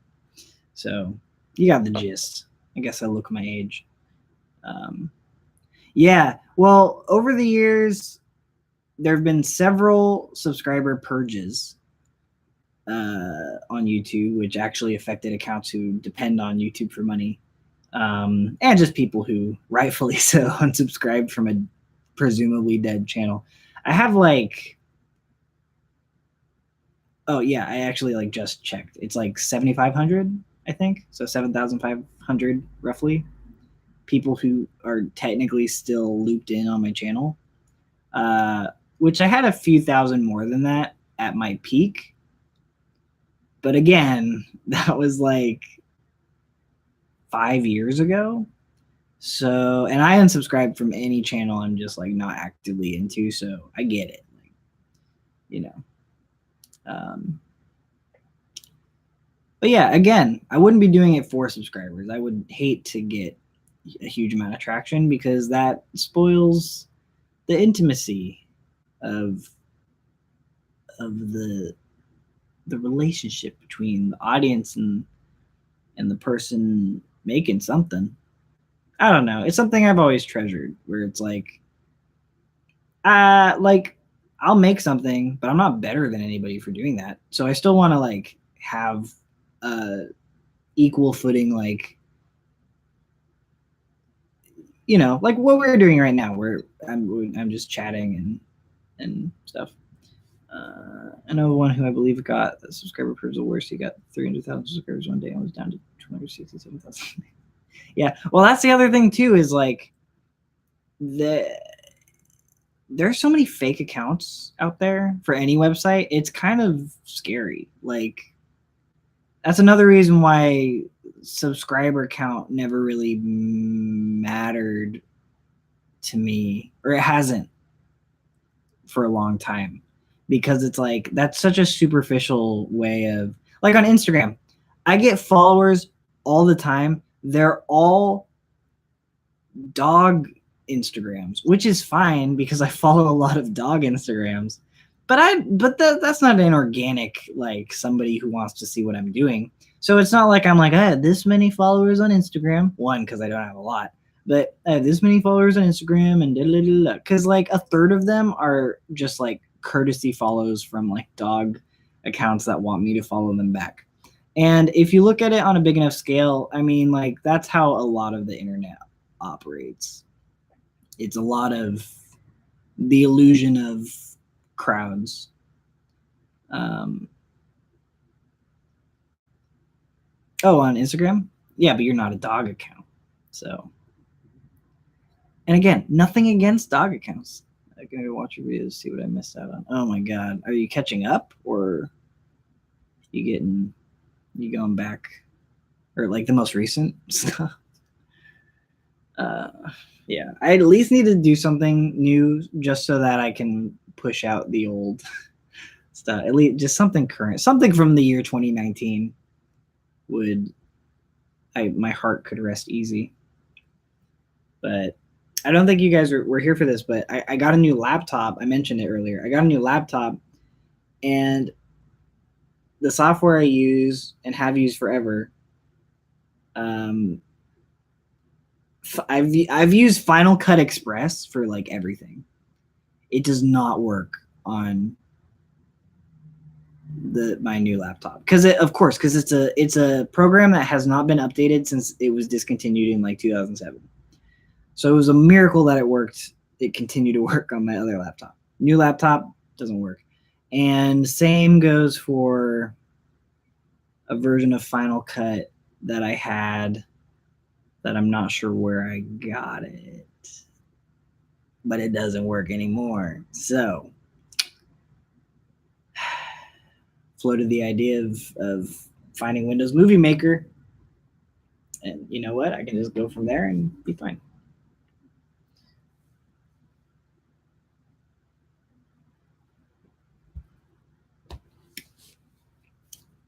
But yeah.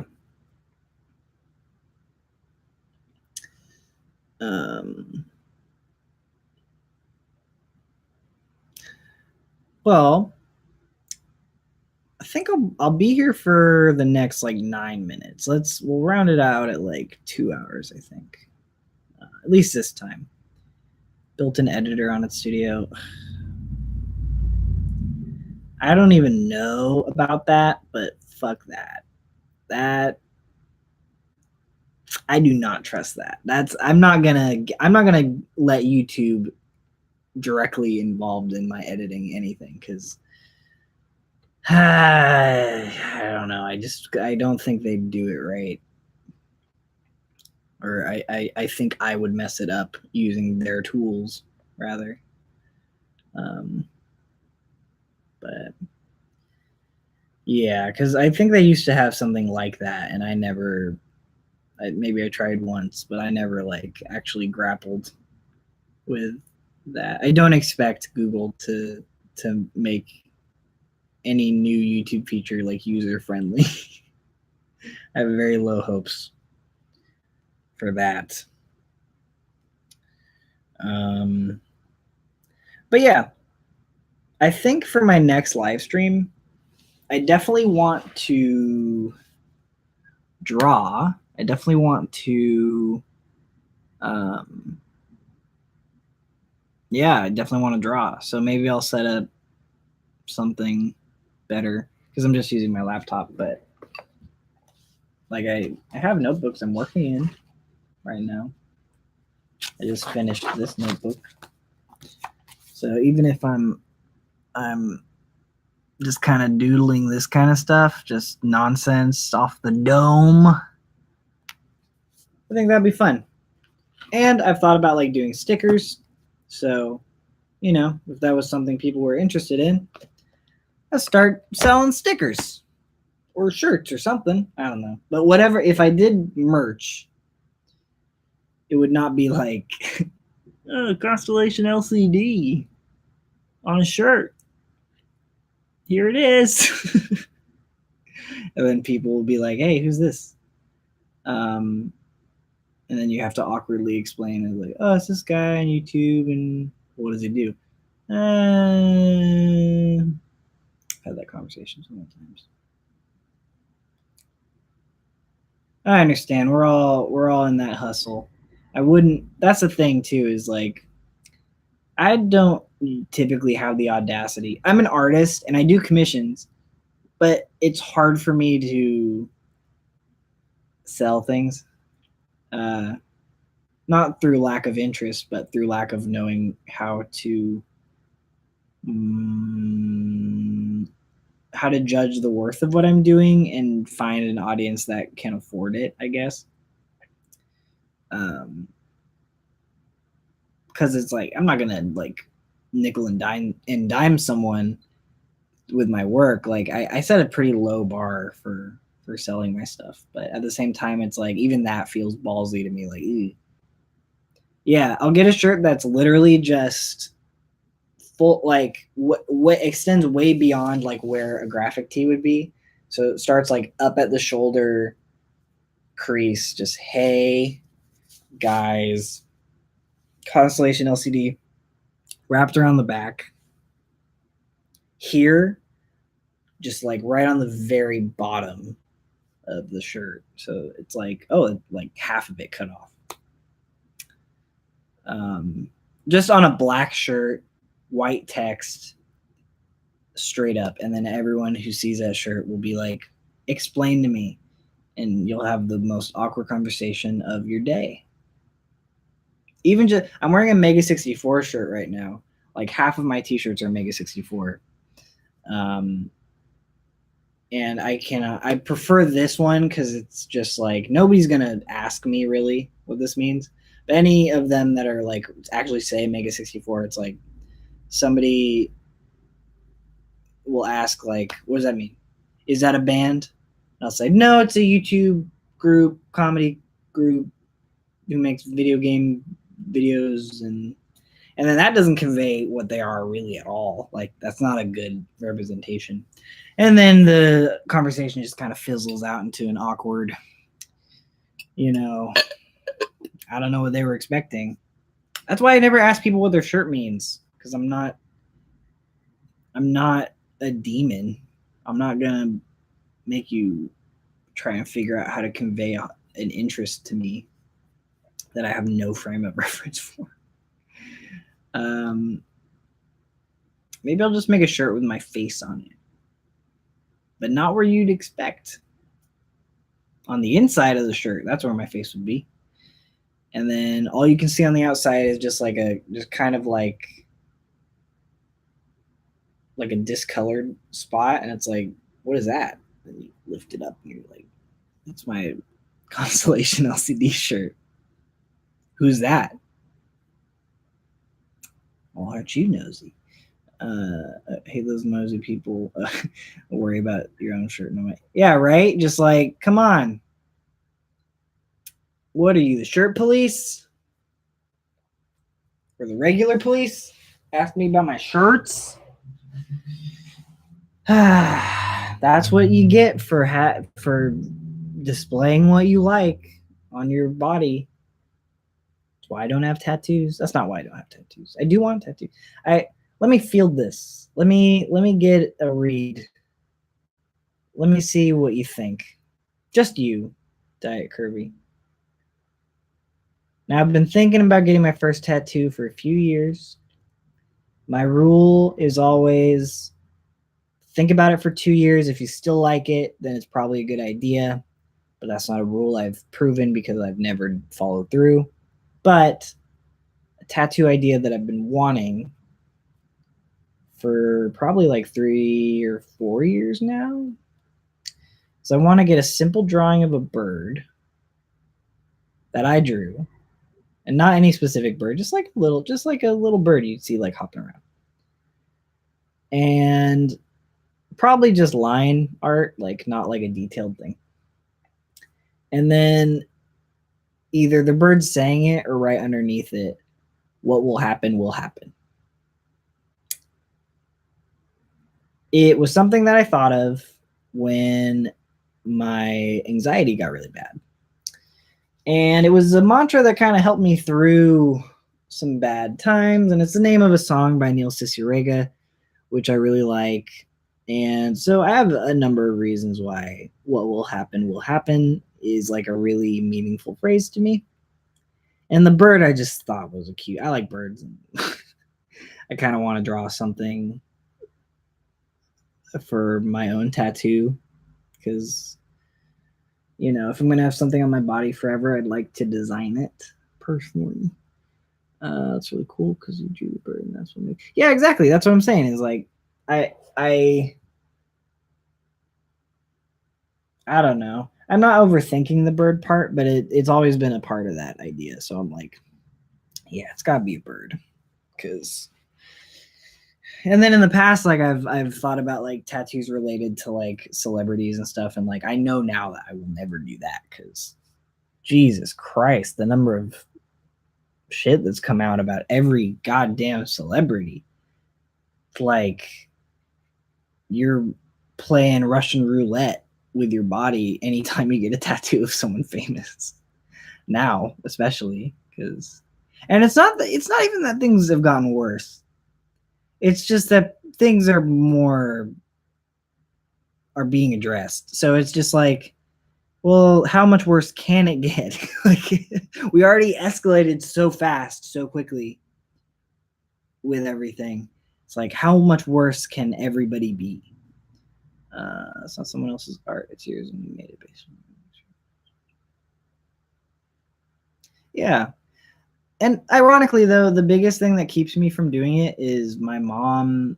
Not that she is keeping me from doing it, but exactly, birds won't be problematic in the future unless, oh God, I don't even want to think about it.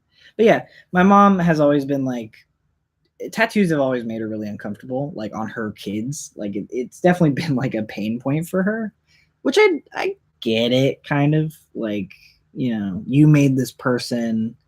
Welcome back. I hope you're thoroughly disappointed by all the work you've seen. But yeah, I think when I finally get a tattoo, it will mark that shift where it's like, okay, like my body is all mine. Like, I know that it's all mine, but it's like part of me still has reverence for like why my mom doesn't like tattoos on her kids, because for her it's just like, I made this person and they're a beautiful, perfect person. Not saying I am, but this is, my mom is very like, I love my children so much and they're so wonderful and they should never alter a thing about themselves. Like, my sister got the smallest type of gauges once and my mom like cried, so my sister stopped doing it. So, but times have changed and norms have shifted, and I honestly don't think she'd give a shit now because all of her kids are adult. I'm the youngest, so what's it gonna harm? um that's a very cryptic. you know I've always wanted to tell an entertaining story. um but yeah, I don't know. Maybe I'll get a tattoo. Maybe I won't.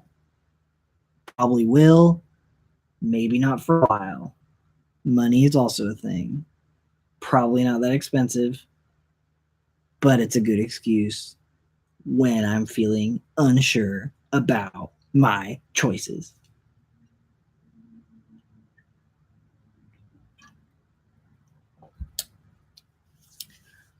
But yeah, I don't know. Just anything that makes me feel more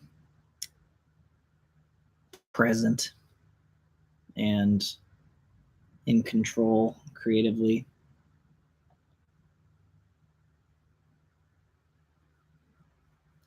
Yeah, just because it's cryptic doesn't mean it's a bad start. I love starting conversations in like a scary way, not in a scary way, not like I'm a threat, but just lobbing a just a comment that nobody knows how it's supposed to sit. I do that at work all the time.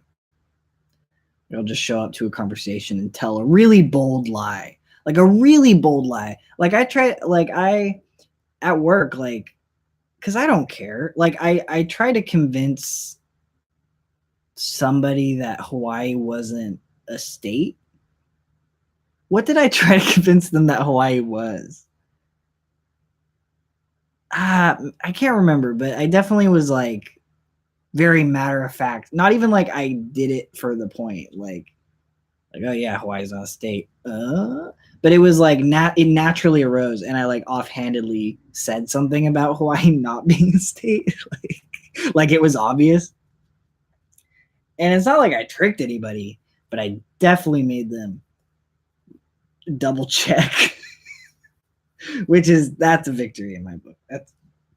I love, because the thing is, don't ever lie to somebody about uh, something that matters. Like, like those April Fool's Day jokes where it's like, had a miscarriage. That's fucked up. Like, don't lie about a personal thing or whatever. Like, don't pretend like you're something else. But if you're lying about just a piece of common knowledge that has no negative effect, I love that, because I love that the point of it is there's no point. It's like, and someone is more likely to believe it because it's like, why would you lie? Why would you make such a bold, obvious lie unless you believe it, or I'm completely wrong somehow about a really obvious thing? And it makes people check themselves, and then everybody has a good laugh, and well, maybe they hate me, but who knows.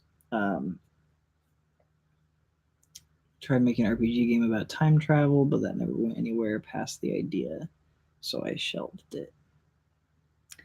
I think you should revisit that idea, and I think you should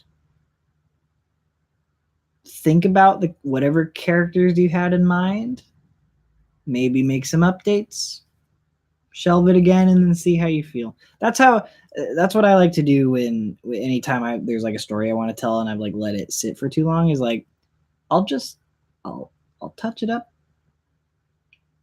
and then I'll release it back, and then maybe that just touching the project again will get my gears turning. I'll be like, ooh, you know what? I do want to do this. Oh, I do want to do that. Like, so, you know, I would say there was I wanted to make a game with a few friends a while ago. Like, we didn't have like a lot of experience, but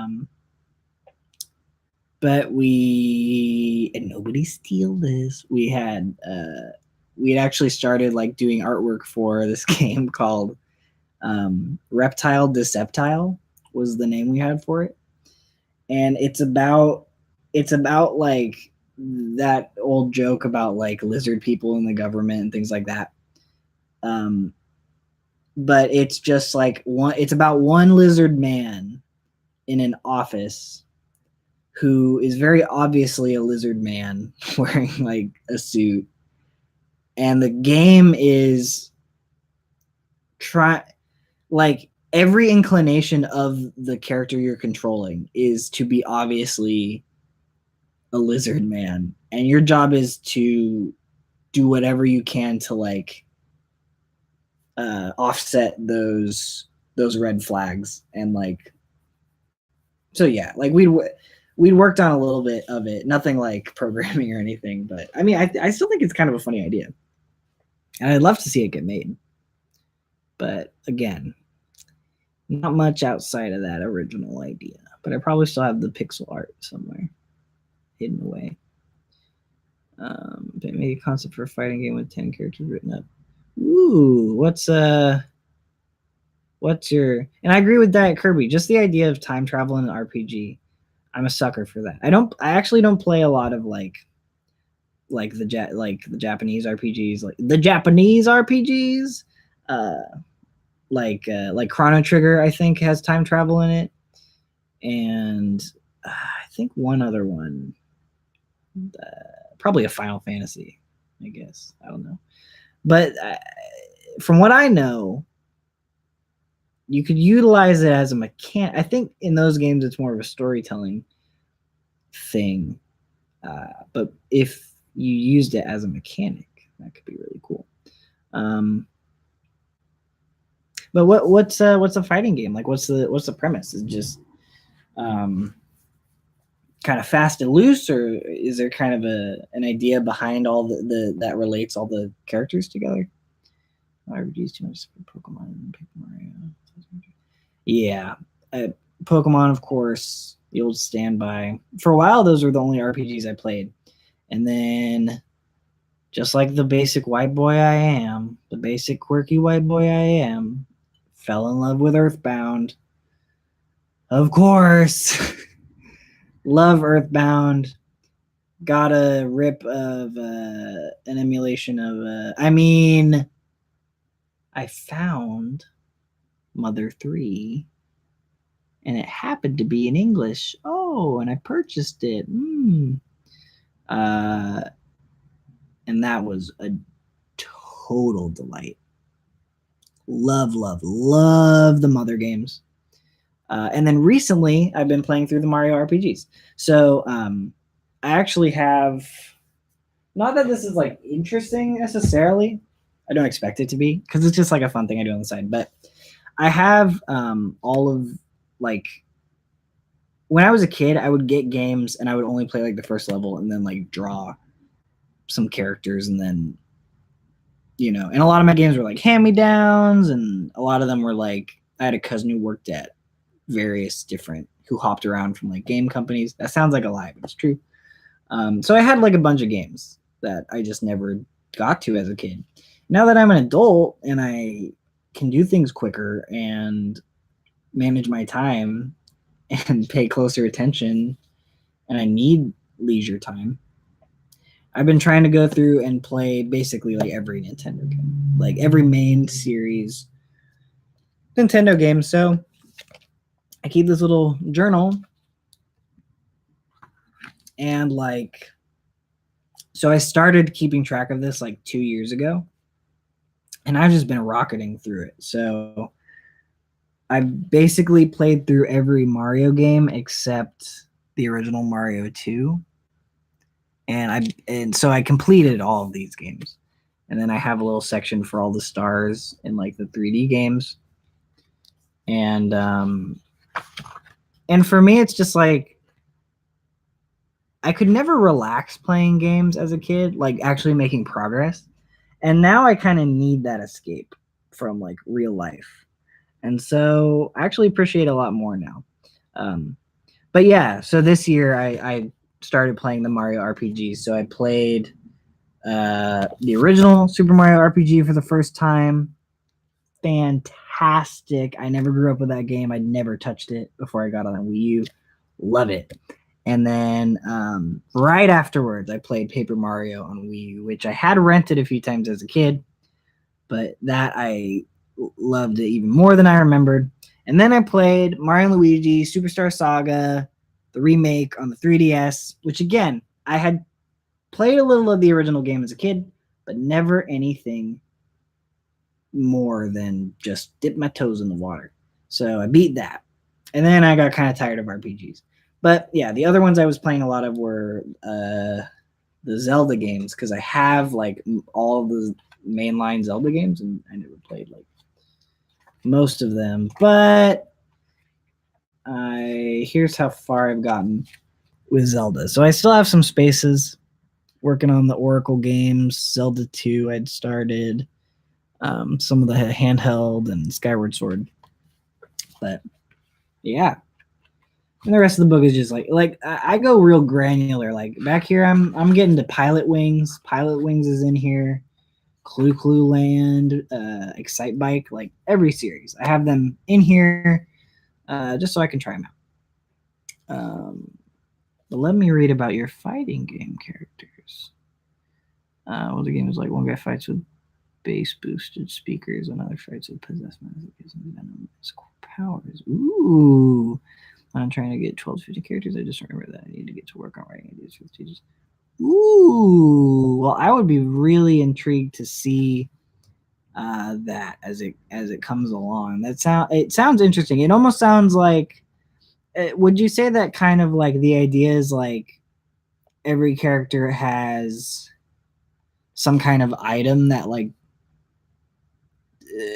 defines them, or like some kind of object that like embodies what they're about, kind of, or is that just by happenstance what the two examples were? Either way, it sounds cool. Are you trying to play them on the original hardware? Or are you doing official re-releases or anything? I have not done any emulation for a long time. Most of what I have are the original releases. So I still have my Nintendo 64 Pikachu edition. I still have all those cartridges. I still have my GameCube. I still have my Wii U, which has a Wii in it. And I have a Switch. And a 3DS. So basically I've got like the main everything covered. And the 3DS was like a godsend doing this because the virtual console on it is pretty excellent. So I did play through like the original Donkey Kong Country games because I'd only ever played the first one, and those were all for really cheap on the 3DS store. So I was just taking my 3DS with me and playing Donkey Kong wherever I went.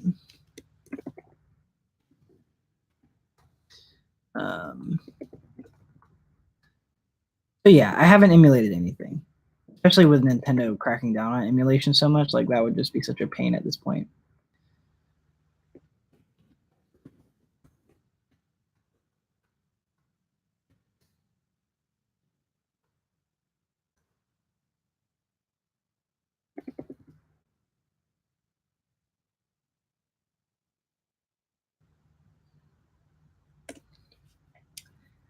For the game to be a spiritual successor, so to speak, of Street Fighter Alpha and Street Fighter. That's dope because I think that era of Street Fighter is kind of underrated. They're trying to do Virtual Boy games as well.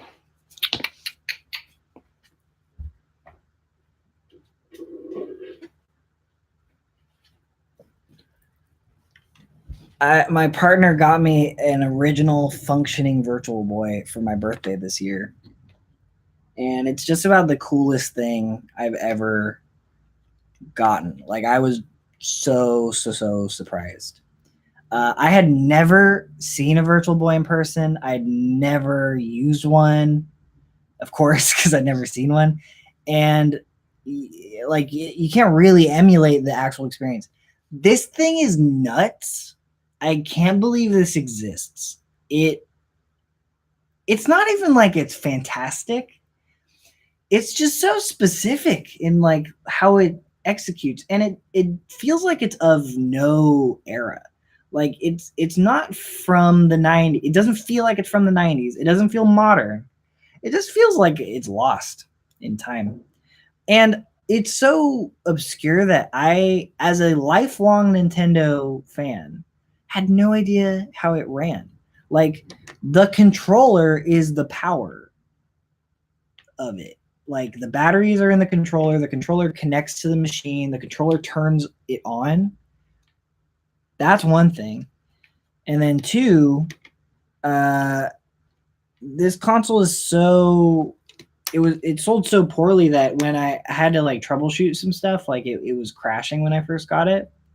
No info anywhere about how to fix it, which I thought was really funny because it's just like this is so obscure that like nobody even had it to have problems with it. But I have Wario Land, Virtual Boy Wario Land on this, and that game is so fun. It's so fun. They should absolutely re-release it. It's really a hidden gem. But unfortunately, the cartridge battery is not good, so it does not save. So I really, and this is not a game that you want to keep running for a long time or keep like you really do have to take a break. It to the point where the console does mandatory breaks. Like it'll pause and just be like, you should give your eyes a rest, like every 20 minutes. Virtual E3 build of it had a head strap. This thing could so use a head strap. I mean, but that I don't know. It's tough because you really couldn't. It really is a lose-lose, and I actually didn't know that it had a head strap. That's really interesting. But yeah, the way I play it is literally I'll set it down on the ground and then just lay flat and go in like this, which is not the most comfortable way to do anything, contrary to popular belief. But now I'm just laying down. Yeah, I never expected batteries to be a problem for the longevity of games. I'm so bummed because I'm sure I can fix it, but my my memory cards, my GameCube memory card they're getting corrupted. I guess from age. Um, and I think it might have something to do with the battery. I think I might be able to replace them. But man, it just bums me out because it's like memory cards with stuff like game files from like 2002, like when I would play with my sister when like we were kids. I was literally 7. And it's just like it's not like I'd have a reason to revisit that necessarily, but I liked knowing it was there. The one thing I haven't checked is my Animal Crossing memory card, which I swear to God, if that city is gone, I don't know what I would do with myself. Moodale. Moodale was the name of my original Animal Crossing city. My character's name was Trunks because I was a big fan of Dragon Ball Z at the time. The Majin Buu saga really got me going. And yeah, my sister had a character with a house and everything, and we ran that town. Last time I played it was in college, and all the animals were like, "We haven't seen you in however many 100 weeks," and it like amounted to like 11 years. And it's just like, oops, sorry, my bad. That's how I feel with YouTube now, though. I gotta start picking all the weeds, you know. Don't even know what that would be. It'd be like reporting incels or something. Or trolling a Gamergate channel. Um, but yeah. Oh god, I'm so excited for Animal Crossing Switch. It's been too long, and it will be perfect on the Switch. That's a perfect console for Animal Crossing, and I think that game will have maybe the longest lifespan of any Animal Crossing potentially. I mean, New Leaf lasted a really long time. Yeah, didn't get into Pocket Camp. I mean, any of the mobile games I didn't get super into. Pokemon Go, of course, the world got into. I was into that at the time. And I beat Mario Run a long time ago. So, and then I deleted it. I really liked Miitomo. That was fun. But Pocket Camp, yeah, I played it like for a few days and then I was like, nah, it's not giving me the same feeling that I had with other Animal Crossing. But yeah.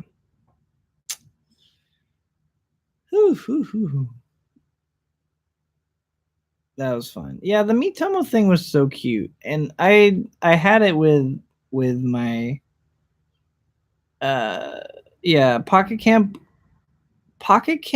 it had none of what I liked about Animal Crossing, which was the open, the whole city nature of it. Yeah, Mario Kart Tour could be anything. I think it's going to be very basic, which is fine. I mean, at the end of the day, I don't really like playing games on my phone anyway. Like all I really play on my phone are like indie games that seem kind of cute. Like I played Donut County. It's like one of the best games I've. It's really short, but it's like one of the best games I've played in a while. And the soundtrack is killer. And that was like perfect for an app because it's very concise. Perfect for the phone. Same with Florence. I played Florence, which is more of like a short story than a game, really, but it's told through like little game mechanics. And I'd recommend that one too. But Donut County really stuck to me. I haven't played Cave Story. but I've heard a lot of good things about it. I just don't know many details, and I'd be down though. I was on an indie kick a couple months ago, but it's been a while since. Like I played Minute, which I really liked. I played Firewatch finally, which has its own share of problems running on the Switch, but I still enjoyed it. I played Shovel Knight, and I played, played a little game called Minecraft. I don't know if you've heard of it. It's kind of indie, kind of underground, literally. Um, there was another one I played recently that. Oh, Hollow Knight. I didn't beat it at all, but I played it for a long time, and I really, really, really loved it. Oh yeah, that's so weird. Oh my god, I still probably have that channel somewhere. I probably have videos I recorded. If we were to get like a for Cave Story, yeah, I kind of figure with um. Wait, do you mean Cave Story for to get the good ending, or do you mean Hollow Knight?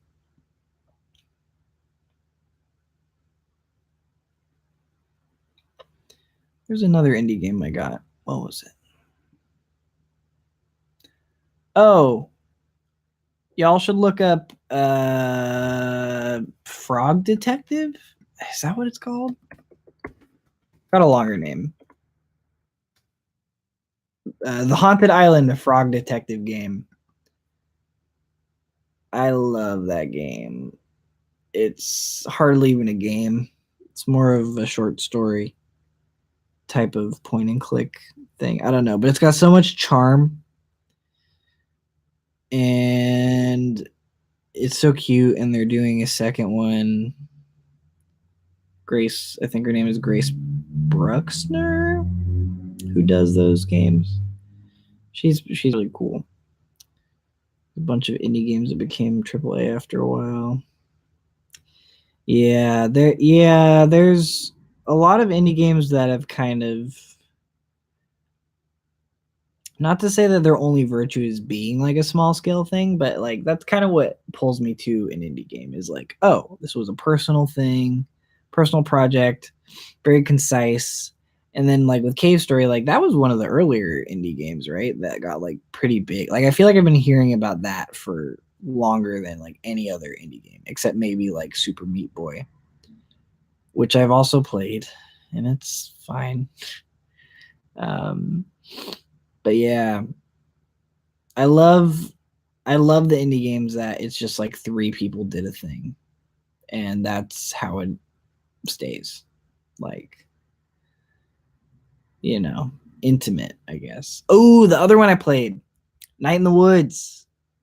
Night in the Woods is such a good game, but you can only play it in the fall because you got to get the real vibes. You got to get the real vibes.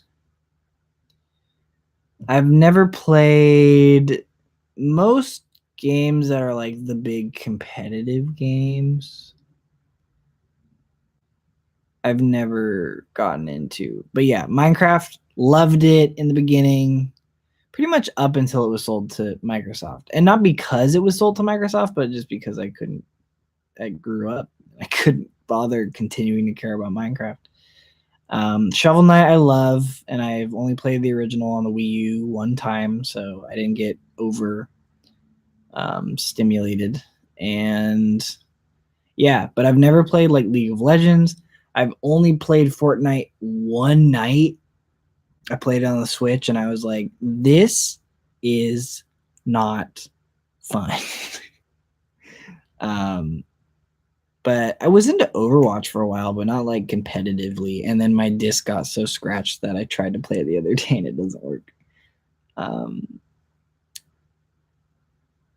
But yeah, I've never been into like the competitive scene.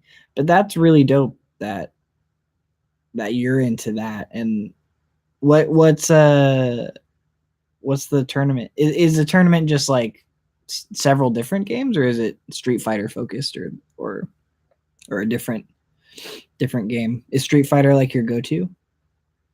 Since you said it influenced what you were thinking about games. And yes, I love Smash Brothers. That's probably the games I get most excited for. I have been playing Ultimate religiously. Only just now have I slowed down because I've gotten everything except 4 spirits and 1 achievement, 1 challenge. And yeah, it's a lot of grinding for that final bit. Oh, Kirby's a classic. Kirby's a classic go-to fighter, but I've used him less and less over the years. I was always Kirby in Melee and N64, and then since Melee, I've been a big Mario fan in Smash Brothers. I mean, that's not saying much. Um,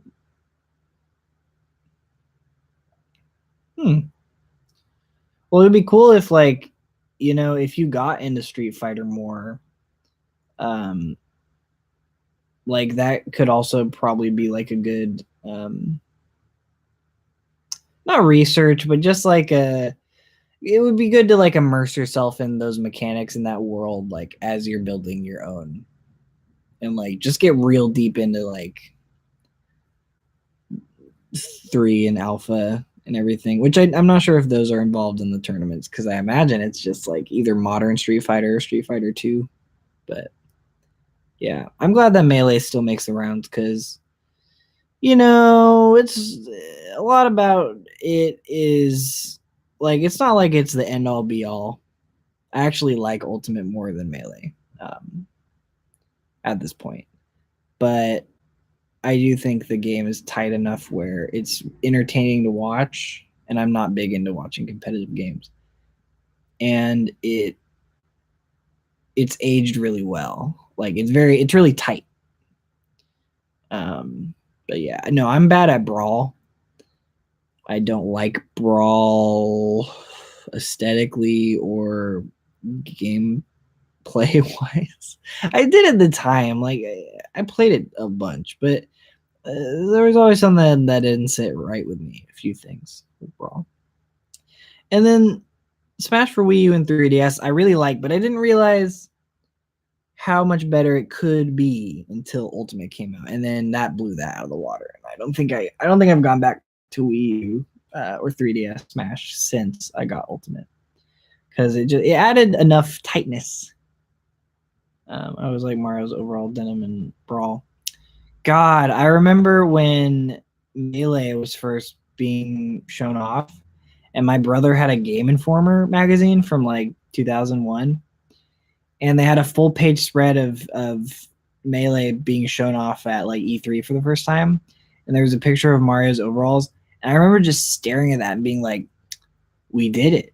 This is the pinnacle. We've hit." And especially going from Nintendo 64, because I'd never seen a GameCube graphic, until then, and then I was like, "Damn, that fabric, it looks great. This is." This is we've made it. We've made it to the pinnacle of graphics. I mean, I have a fight stick and everything, but high school's a bitch, especially for a sophomore this time of year and everything. Yeah, high school is a bitch, especially for a sophomore. So I empathize. But as someone who has been through high school and college, don't let important things slide. But if I could go back and do one thing differently in high school, is I'd cut myself a little more slack. I was also like really goody two shoes, and I never disobeyed my parents and like all sorts of things. I never broke any rules or anything really. So yeah, as long as it's safe, do things that are fulfilling to you personally, because at the end of the day, the high school is just following a script. I mean, there's a lot of value in it, but a lot of it's pointless. And yeah, Brawl is bad for you. It's bad for everyone.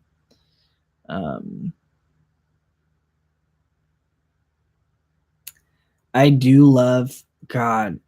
This is the littlest thing, but Mario's sleeves in Odyssey, that render, God, I've never wanted to feel a video game character's arm so bad, or ever really. It looks. I never thought that the material could look so comfy. It's like a fleece, like a woolen, like a soft wool fleece shirt. I don't even know what it is.